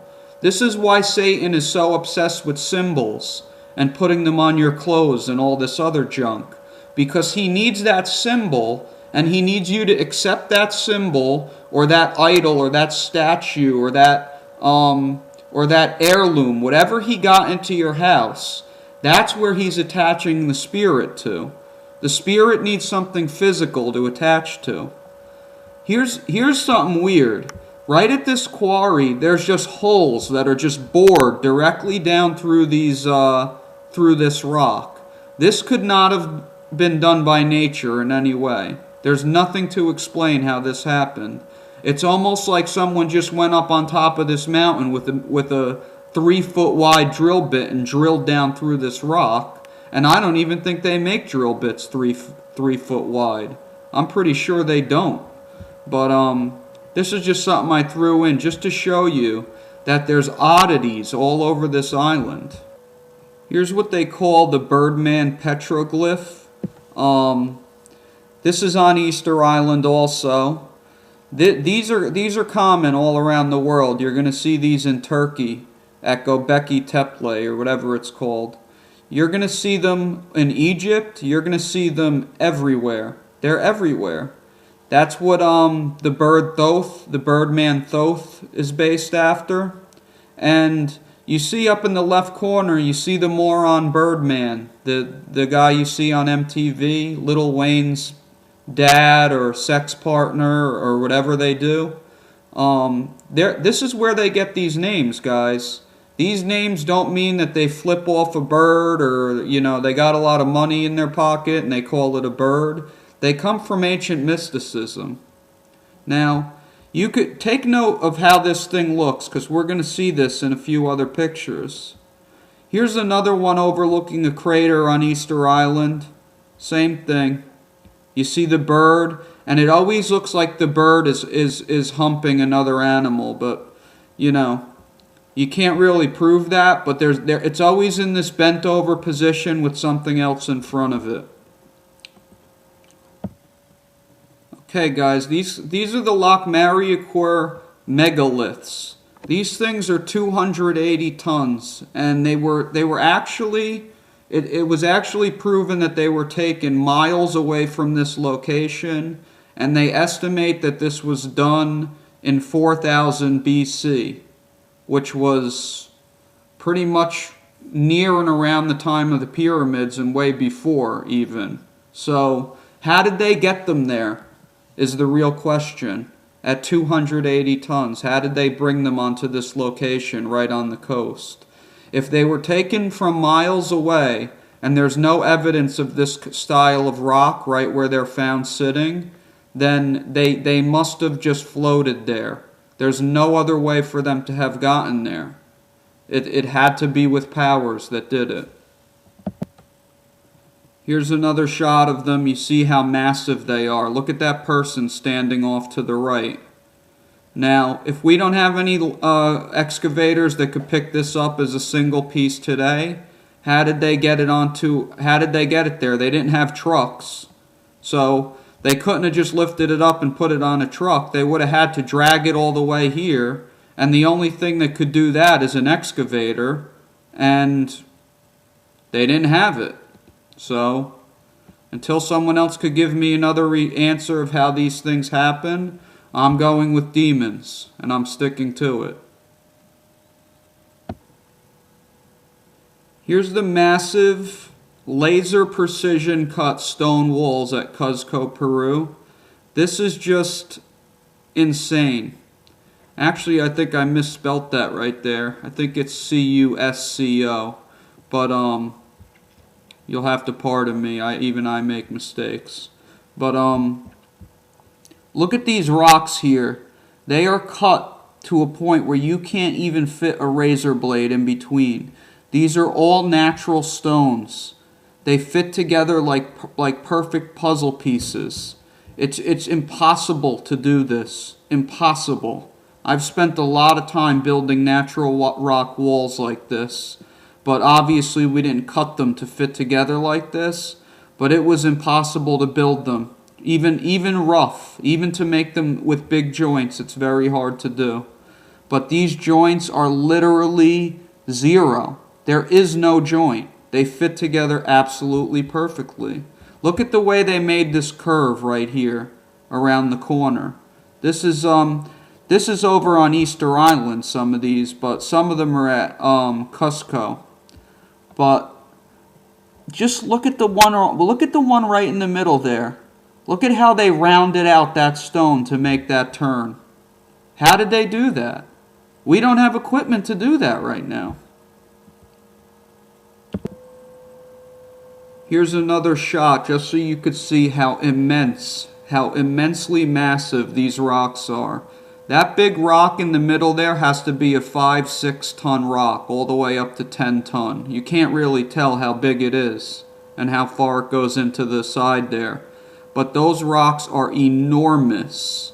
How anyone thinks that somebody could have ground them down and kept placing them together and then checking them and then taking them down if they weren't right and putting them back up to make it this perfect, how anyone thinks that's possible, they've definitely never spent time building a rock wall, because that's not possible. That rock right there has got to be 20 feet tall. Look at the people standing next to them down at the bottom. And look at how much of it they did. The massive quantity of this. Now, stuff like this, just to look at the top picture where the little girl is. If someone gave me a diamond blade and gave me my whole entire life to make this happen with no heavy equipment, I couldn't do it. And that's with the diamond blade, and that's without equipment. But even with the diamond blade and with equipment, I don't think my whole life I could get something like that done and make it fit together like that. I would blow my brains out from frustration before the first month, because it's just grueling work. Even to cut normal block with a diamond blade all day long is grueling work, let alone to make it like that and make it that perfect. And honestly, how did they pick up these rocks without a special device to pick it up where they don't have to put a strap underneath it? Because they couldn't have laid them down with the strap on there, because the strap would have got jammed in there. They're so heavy. Here's a picture. Look at this picture right here. Look at this rock right here on the top right. Where did they get it? How did they grind that rock to fit perfectly in that missing groove there to make that level? How did they do that? Look at it. Look at the other side. You can't even fit a white piece of paper through there. A sheet of notebook paper through there. Here's another shot. Guys, this is very hard rock. But look at how they cut this one rock into a piece. This one right in the middle into like a jagged, multi-edged piece. And then look at the one right next to it where they shaved it. They made like a slope out of that one right next to it, just so the one on top could perfectly fit in with no space whatsoever.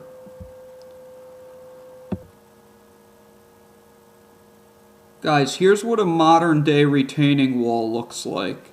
These blocks come kiln fired from the brickyard or the block yard. They're all uniform size. Now, anyone who's made these walls long enough knows that even when they come from the factory, they're irregular. They're not exact. So this is what you use. You use this saw, this diamond demo saw. If they don't come perfect, you trim them a little. And then you use that laser transit that I showed you in the back over there, in the beginning, I mean, by the pyramids. But you use this saw and you trim these blocks up. And even if one little rock gets caught under one of those courses, the whole wall gets thrown out of whack. And it's one heck of a task to make that wall dead level and to make those blocks fit together perfect throughout all the courses. And the main deal is getting that first course perfect. Now, I don't know how they got the first course perfect with no laser, but go figure. This is common, what you see here. Look at these gaps. They're bigger than the ones you see at Cusco. See these gaps here? There is none. But the gaps we just saw on that other wall, there's plenty. So even if you want to go back and take another look at this right now. Look at the gaps on this stone, this massive stone. And now look at the gaps on this retaining wall, and this is common. You see there you have an 1/8 inch to a 1/4 inch, but here you have nothing. You have 0. So, you know, your guess is as good as mine. Maybe not. Maybe my guess is better. But we know how they did this. You know what I mean? There's no other way. Look at that kid sitting up there in that groove. These rocks are massive. This is over more toward Machu Picchu. Cusco's very close to Machu Picchu. It's within the same area. They're in Peru.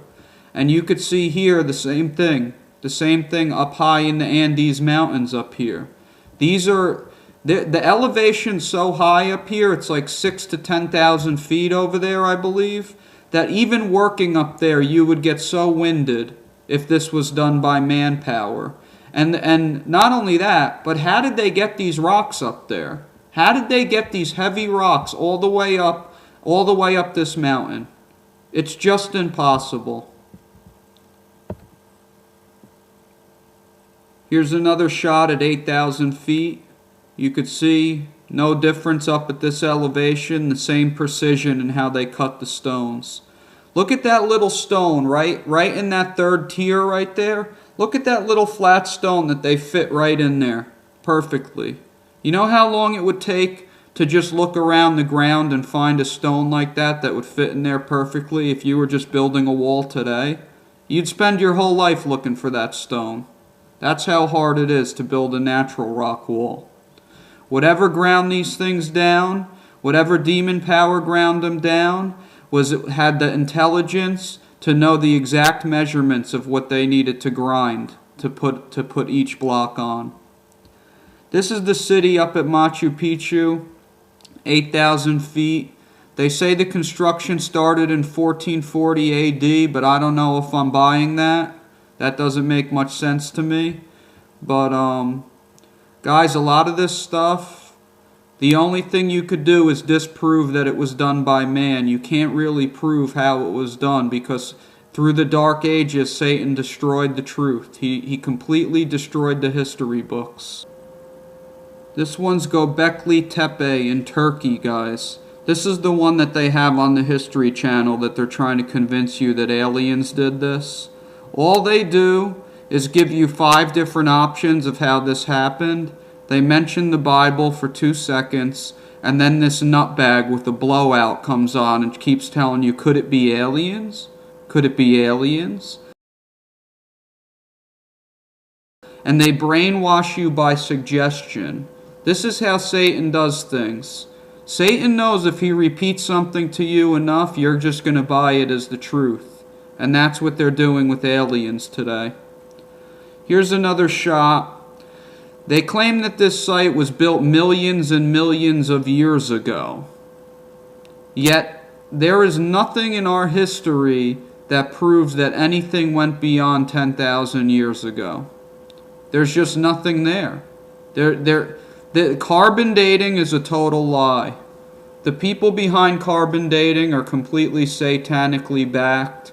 It's all garbage. It's basically an invented science.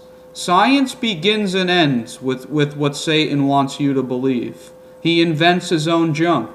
And as long as there's people more powerful enforcing that science or that belief of carbon dating, and however that system works, everyone beneath them has to follow that as rule. Because once you're being taught by liars, everything you know is a lie. Look at this stone. You see the Birdman again? You see to the right there's another Birdman kind of mounting another type of bird. Just like I told you, there's always one, appears like it's humping another from behind. And on the bottom you see the scorpion. So we all know that serpents and scorpions, that's in the Bible, that's a sign of Satan. So it's basically age-old idol worship. They're worshiping animal spirits. That's exactly what they're doing at these sites. And everything leans toward idolatry and everything that God asked us not to do, which is to carve a graven image or to kneel before these things or create them. He even said don't even create them. It's not just about kneeling before them. Here's another one. This looks like a puma. It could be a lion, but I don't think so. It looks like a puma or a large cat. Now, you'll see a lot of this in Mexico at the Mayan temples. They always have pumas around or jungle cats. Now, go figure how this could be in Turkey. The same type of animal worship is going on in Mexico all the way across the world. It just doesn't make any sense. Especially if this supposedly was millions and millions of years ago, this site, as the History Channel suggests. But, guys, if anyone doesn't believe that this is all one conspiracy, you're actually just an enormous moron. If you don't believe that this is one big conspiracy. Here's another one. I don't really have much to say about this one. Same old junk. It looks like there's a serpent wrapping around that one. Here's a little crocodile, guys, a little animal that they ground into the side of this rock with perfect precision. The Bible talks about the crocodile in the book of Job. I've seen many people get demon-possessed and say that they have a crocodile spirit in them. So, I'm just assuming that these animals are all spirit worship, and we all know that they're definitely idols. There's no way around that. And notice all these sites are always, the rocks are in a circle. They're always in like a Stonehenge type formation. Take a look at this picture. They have these heads over there. You got a little soldier man. This was supposedly done millions of years ago. Yet the Roman Catholic guards are looking like they're dressing the same as this guy. This guy in the bottom right corner looks like Nimrod, which is depicted up in the top left corner. And then you see the same symbol on Nimrod's chest that you see on the Pope's chest. So everything's starting to line up. I hope you guys are really starting to see that Satan controls the Roman Catholic Vatican and that that's his stronghold on this earth. And all the mystics from ancient Rome, the bloodlines that came from Egypt, all hid in the Vatican and through the Roman Catholic superstructure. And then they spread out throughout the world and controlled the money system. So this is why you see all these symbols. Here again we see the lion like clockwork, the little phoenix head or the eagle, whatever you want to call it. This is why our symbol in America is an eagle head or an eagle.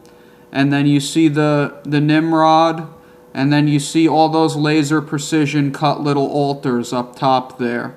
And they probably dedicated one of those altars to each of these beasts down here. So, this is how they do it. And then they do blood sacrifice. Okay, this is Pamapunku, Bolivia, in Tiwanaku. Excuse the pronunciation. They say it was done approximately 550 AD. All these stones are monolithic, these big stones I'm going to show you, which means they were carved out of a single rock, lifted up and placed there. And again, same like all the other sites, that would be impossible to do with the tools they had by the hands of men. You see up on the top of this door they have a little sun idol. It almost looks like a little lion, but it's more like a sunburst with a little man coming out of it. It's basically ancient Baal worship, ancient sun worship. This is why you see all the things in Egypt with the little hoop on their head where the sun comes down into it. Look at this massive monolith at this place. Again, there's no excavator on earth that would lift this up right now. It just doesn't exist. Other than a massive mining machine that you have to put together in 50 parts that you don't see anywhere but in a coal quarry, you would not be able to lift that up. Now, what's going on here is, you see the little holes drilled in this thing. They're perfectly drilled through there just to drain water out of there so the thing doesn't crack. Because the ancients knew that the water would destroy this stuff over time, and they actually put weep holes in everything. Here's more monoliths. You could see these stones are fixed together just like you saw on Easter Island and all the way in Indonesia and Egypt and all around the world. Same type of technology or spirit power that did this. I call it spirit power, but, you know, everyone else calls it technology, so I really don't have much more to say about this picture. Here you could see something ground down the face of this mountain perfectly smooth and put these little openings in there. I could only imagine that they used to rest idols in those openings, but I'm really not sure. But there's no other explanation other than demon power, how they ground those doorways in the side of that mountain with no diamond blades. So, you know, this looks like it's pretty high up too, but I'm not sure what the elevation is. Here's another demon cuts natural stone wall. You could see the stones on the bottom are pretty much dead level. You see the little idol heads, which are basically, they custom ground stones that fit right in there, and then they carved a head right into the tip. And look at the little tiny little perfectly cut stones they used to fill in by the head. Okay guys, here's something I put together after looking at all these pictures.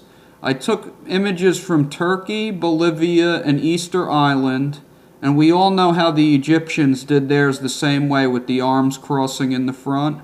And each of these stone pillars was carved with the same design, with the arms wrapping around the front and a little belt beneath the hands. A little belt with something hanging down. Now, you'll see the Freemasons today wearing these same aprons that you see carved into these stones. You see it right on the Easter Island on the guy's belly, and look at the one up in Turkey. There's literally a belt with an apron hanging down. So you see it today in the Masonic lodges. This one, this is an image of Petra, Jordan right here. This is really cool. The demons came down here in this little cove and ground out a little city out of the wall down here. And this is very hard rock. And you could see again there's sand present.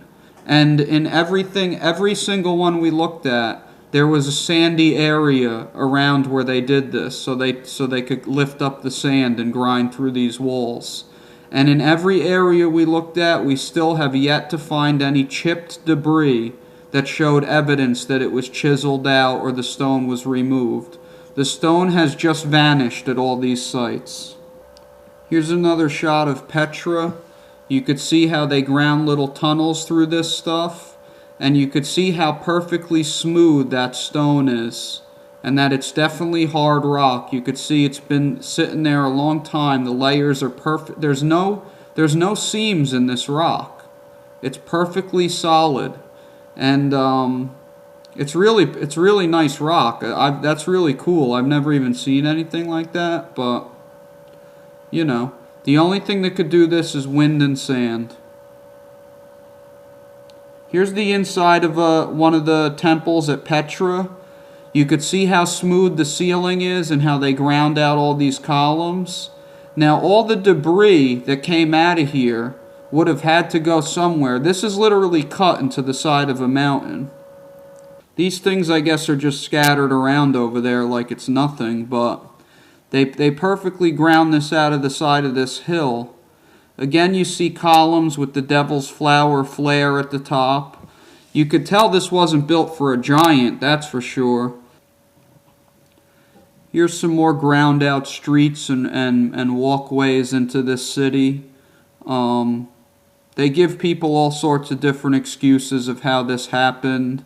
All sorts of different flood excuses and all other junk, but none of it adds up.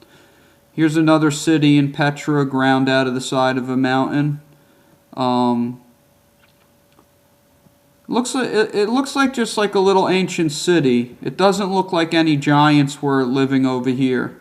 So this could have been done by regular people using black magic. Regular satanic bloodline people that are not big like massive giants that were spoken of in the Bible. Here's another shot of Petra. This is the little dome top on the biggest temple there. You see how massive this peak is? You see how smooth that rock was ground down. The rock was ground so smooth that you could see the seams, the natural seams that were in the rock. And I don't know how that guy got up there, but somebody better help him get down. Here's Stonehenge, guys. This one's popular. Everyone knows about this one. There's 100 different people that'll tell you 100 different dates when this is constructed. One of the dates I found that made sense to me was 2500 BC. Again, these stones are shaped in a circular formation. You saw that in Turkey, and you see it at all different other sites. You see it in Machu Picchu and all the other sites, the Mayan sites, where there's all different temples built around a central point. Anywhere where they're tracking the stars, like at the Vatican, you see a circular thing with many different points around the circle. So they can affix these things in one spot and make sure that the earth is rotating the way they need it to with all the stars, or at least the way they need it to let them know that nothing's changing up in the heavens. Here's a little picture of Stonehenge and how it lines up with all the stars, how the main stone lines up with the winter solstice. Most of us, when that main stone lines up at the winter solstice, most of us are celebrating Christmas while the Illuminati's sacrificing people all over the country, while we sit with our children giving demon cookie offerings onto the chimney and all this other junk. And, you know, the whole world is completely stupefied to what's going on. They have no clue the ruthless conspiracy of the people that control this world. Here's a picture of how Stonehenge lines up with Baalbek in New York and other sites in Mexico. It's interesting, guys. There's definitely a specific reason for the places they chose to build these sites. It's not just random. It's definitely not just random. It has some kind of it has definite relation to the stars. It has definite relation to energy and connecting these sites together and dedicating demons to the obelisks and the different animals that they were worshipping. And I don't understand every way that they do it, but I do understand the gist of what they're doing, and I understand how they need to dedicate physical objects and affix objects on this earth to demons. Here's a place off the coast of Japan called Yonaguni. This is a lot of people will say that this was not purposely carved like this with these staircases here, but there's no way that this was done by nature. It doesn't make any sense. This is very, very hard rock. Very hard rock. And you'll ask yourself, well, how did they grind it down under the water? And all I could tell you is there's tornadoes, just like the dust devils up on land, that go on under this water. I'm going to show you a picture. Here's some more pictures to show you how perfect these levels are and how smooth this rock is. This thing is in the shape of a star, this thing at the bottom. And what I found funny is, why would there be a 5-pointed star underwater? There were a couple images I found of maps of this place that did not depict this as a 5-pointed star, which is very weird because then I found one map that did depict it as a 5-point star. Here's that one map I found. If you look off to the right in the middle of the photo, you see a 5-pointed star ground into the stone, into the hard rock under this water. We all know the 5-pointed star is a symbol of Satan, and it's a symbol that they use for the Baphomet goat. And it's amazing. It's really amazing how there's a 5-pointed star down there. I wonder what the first person that found that thought to themselves. How can nature have made that star? There's no way that erosion or tectonic plates moving or anything could have created that but some kind of spiritual force. Here's a picture of one of those underwater tornadoes. This is not like, there's not like a hole in the ground that's causing water to like drain down in there. It's strictly just a current under the water that just starts out of thin air. Now, there's demonic kingdoms under the water that are perfectly deep. Spirits could fly right through the water. There's nowhere a spirit can't go on this earth. They could fly through anything. The Lishan giant Buddha carved out of the side of a mountain. This is from Sichuan, China. This is where it's located. And this thing is immense. It's 230 feet tall. It's 95 feet wide. And they say it was built in 600 AD to 907 AD.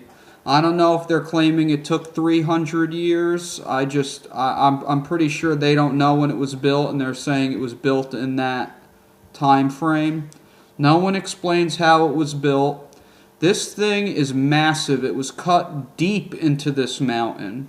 It sits very far into the mountain, I believe hundreds of feet that they cut in, at least 100 feet they cut into this mountain to get to this head. Now, when you look at Mount Rushmore right here, this thing is a baby. One of these heads is literally like one of this thing's hands, one of the Buddha's hands. Only 60 feet tall was the head of George Washington. That's very small compared to this thing. This was, you gotta picture that the rock that they cut into to get to this head on George Washington was no more than about 30 feet into the mountain. At least one-fourth the size of the Buddha, the distance into the mountain.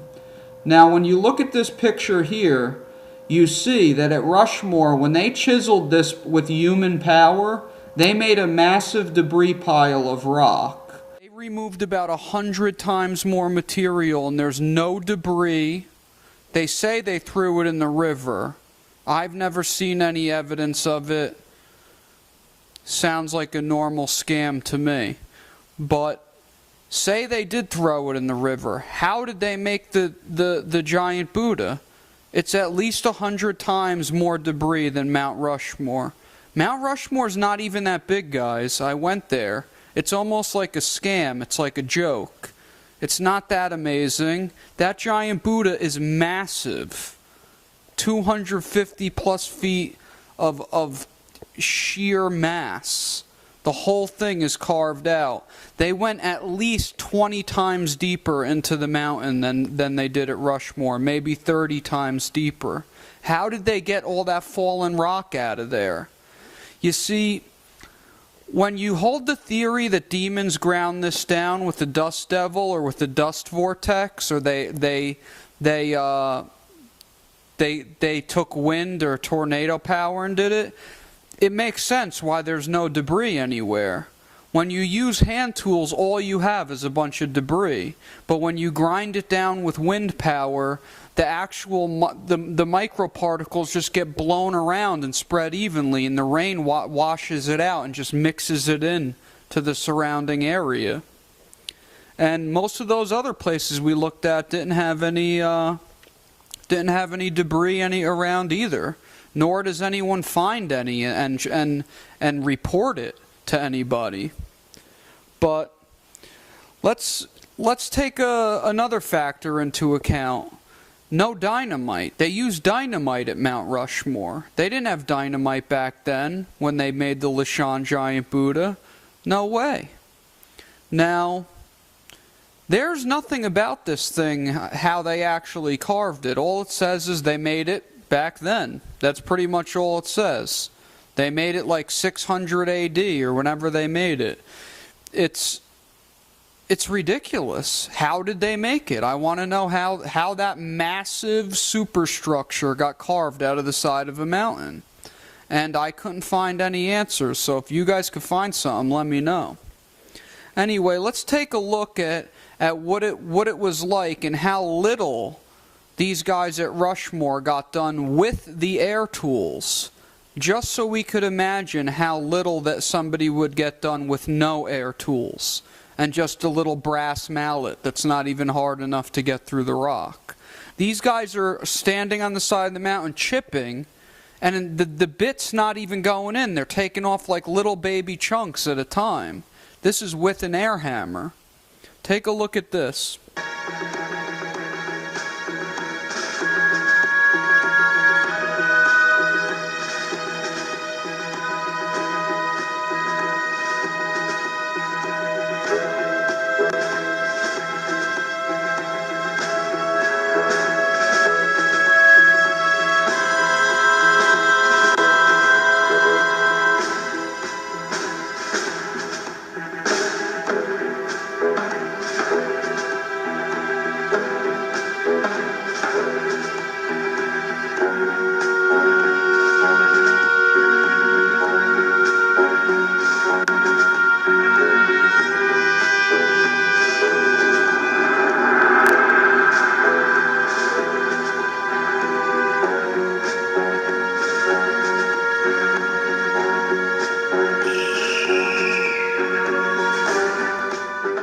Okay guys, just take one more look at the giant Buddha just to see how massive it is and how far deep they went into this mountain.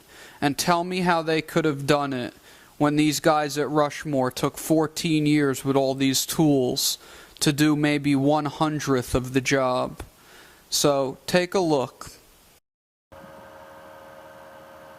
Now you have to figure, this is 4 times taller than Mount Rushmore, and probably just as wide, but maybe 5 times as deep into the mountain. So I would say this project probably yielded over 100 times more debris than Mount Rushmore that left that massive pile. And it's been sanded down and ground down perfectly smooth with absolutely no hand tools that are capable of doing that whatsoever, and no explanation of how they did it. But this thing is a sight to behold. That head alone is massive. 300 feet, guys, that's or 250 feet. Yeah, it's 230 feet, but you have to assume extra feet, you know, right down there where they were carving down where the people are standing. So, and then also, you have to assume the area on top of the head that they dug out. Here you see the river, and you could tell that even if they threw all that rock into the river, the debris would be piled up so high outside of here that it would completely take forever. It would take 1,000,000 years for the people to lug all that debris. And you could see how tiny the people are when they stand there. Their head isn't even to the top of the thing's toe. This thing is just immense. I was always shocked when I saw this. Guys, these are the Cyclopean ruins in Italy. These walls are very similar to Cusco, so I'm not going to talk too much about them. Let me just show you a few pictures. Look at this one, guys. Look at how massive that rock is and how perfect this little archway is, and how they fit together with laser precision. Now, with no equipment when this stuff was built, it would have taken, you couldn't fit enough men's hands on that rock that it would have taken to lift it. That's the problem. The logistics just don't work. Here's another picture where you could see how massive these blocks are. They're enormous, same like Cusco. Here are the Nazca lines in Peru. These things are about the size of a football field, each one of these things. They are said to have done them in 400 AD. All they are is trenched. They actually trenched through the red rock into the white sand to make these images. These images are very similar to all the other type images we see all around the world. So it's basically spirit worship and demon conjuring. We see this going on today. The demons are making crop circles and blaming it on aliens. This is just an ancient, this is basically just an ancient crop circle, an ancient demon conjuring symbol. Here's an up-close shot of these Nazca lines. One thing that kind of shocked me about it is there's not a heavier amount of stones where they actually trenched it out, whereas a human would have dug through this with a shovel and placed the stones right next to where they were. There's no buildup, so obviously the stones were just lifted up and blown far out of the way. Here's one that shows one that resembles a crop circle image I had on my computer. You could see it looks like a hummingbird, but it's really a phoenix. That's what it's meant to be. And they disguise the phoenix as many other birds just to hide the symbol. But a little weird. A little weird that they're claiming gray aliens come down to make these little symbols today. Yet they were making them all the way back then in the stone, as if they're leaving like little hints for us or something. Why wouldn't they just come down and introduce themselves? Why does it have to be a big riddle if aliens exist? Here's a little jackal-looking, dog-looking being. It reminded me of this Egyptian statue I had a picture of on my computer. You know, basically same animals all the time, guys. A lot of times when you see this extra limb coming off, this thing looks like it has two tails. A lot of times that'll be pointed at the star that demon spirit is dedicated to or something. It's same old junk. Here's a monkey. They hid a witchcraft symbol into this monkey. You see this spiral means rebirth and spirituality. This came out of a witchcraft book of shadows. I looked it up. And you could see the spirals in the Dunkin' Donuts logo. You could see it's in the Time Warner Cable logo. They're hiding this stuff all over the place. They know what it means and you don't. Not until now, at least. Here's all the different symbols of these things together. What I found funny about this is you got the phoenix hiding in the hummingbird. You got a witchcraft symbol in the monkey's tail. And this lizard over here looks exactly like a sword that they use in satanic sacrifices to pierce the victims. And where they use this and they have the chalice and they drink the blood. And it's just funny how they hide these swords and all these symbols, and everything that they recognize from their secret rituals are hidden inside the forms of these animals. Here's a couple of fake Nazca lines where people came out afterwards and tried to show how a human being could make these things today, and all they end up doing is proving even more that human beings did not make these things, because they always look like garbage when they're done. Because whatever made these things had a point of view from high up in the sky. You can't make these things without having a broader view. Just standing on the ground, all you see is a little trail of stone. They're too big to make perfectly from the ground. You would need string, you would need laser pointers, you would need all stuff that they didn't have then.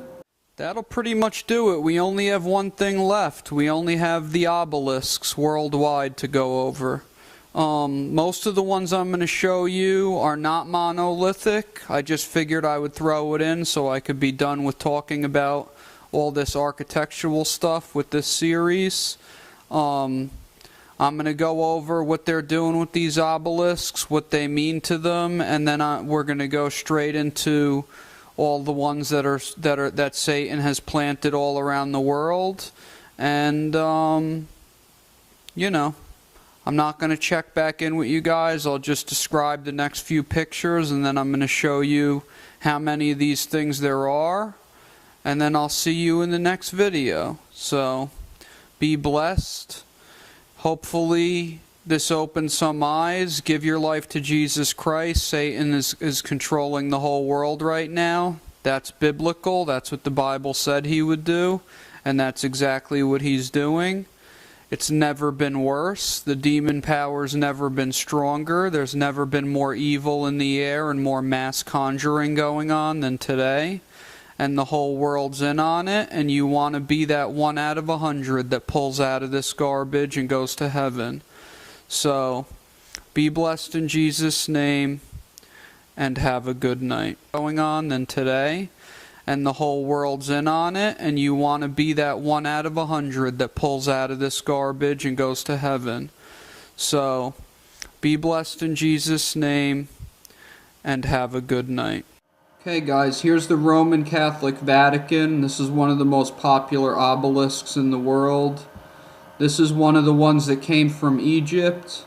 The families from ancient Egypt, from the mysticism, the satanic bloodlines, have taken the obelisks of Egypt and spread them out, and they've sent out the families to go into these different locations around the world and reign over that with demon power and witchcraft over entire countries and entire cities.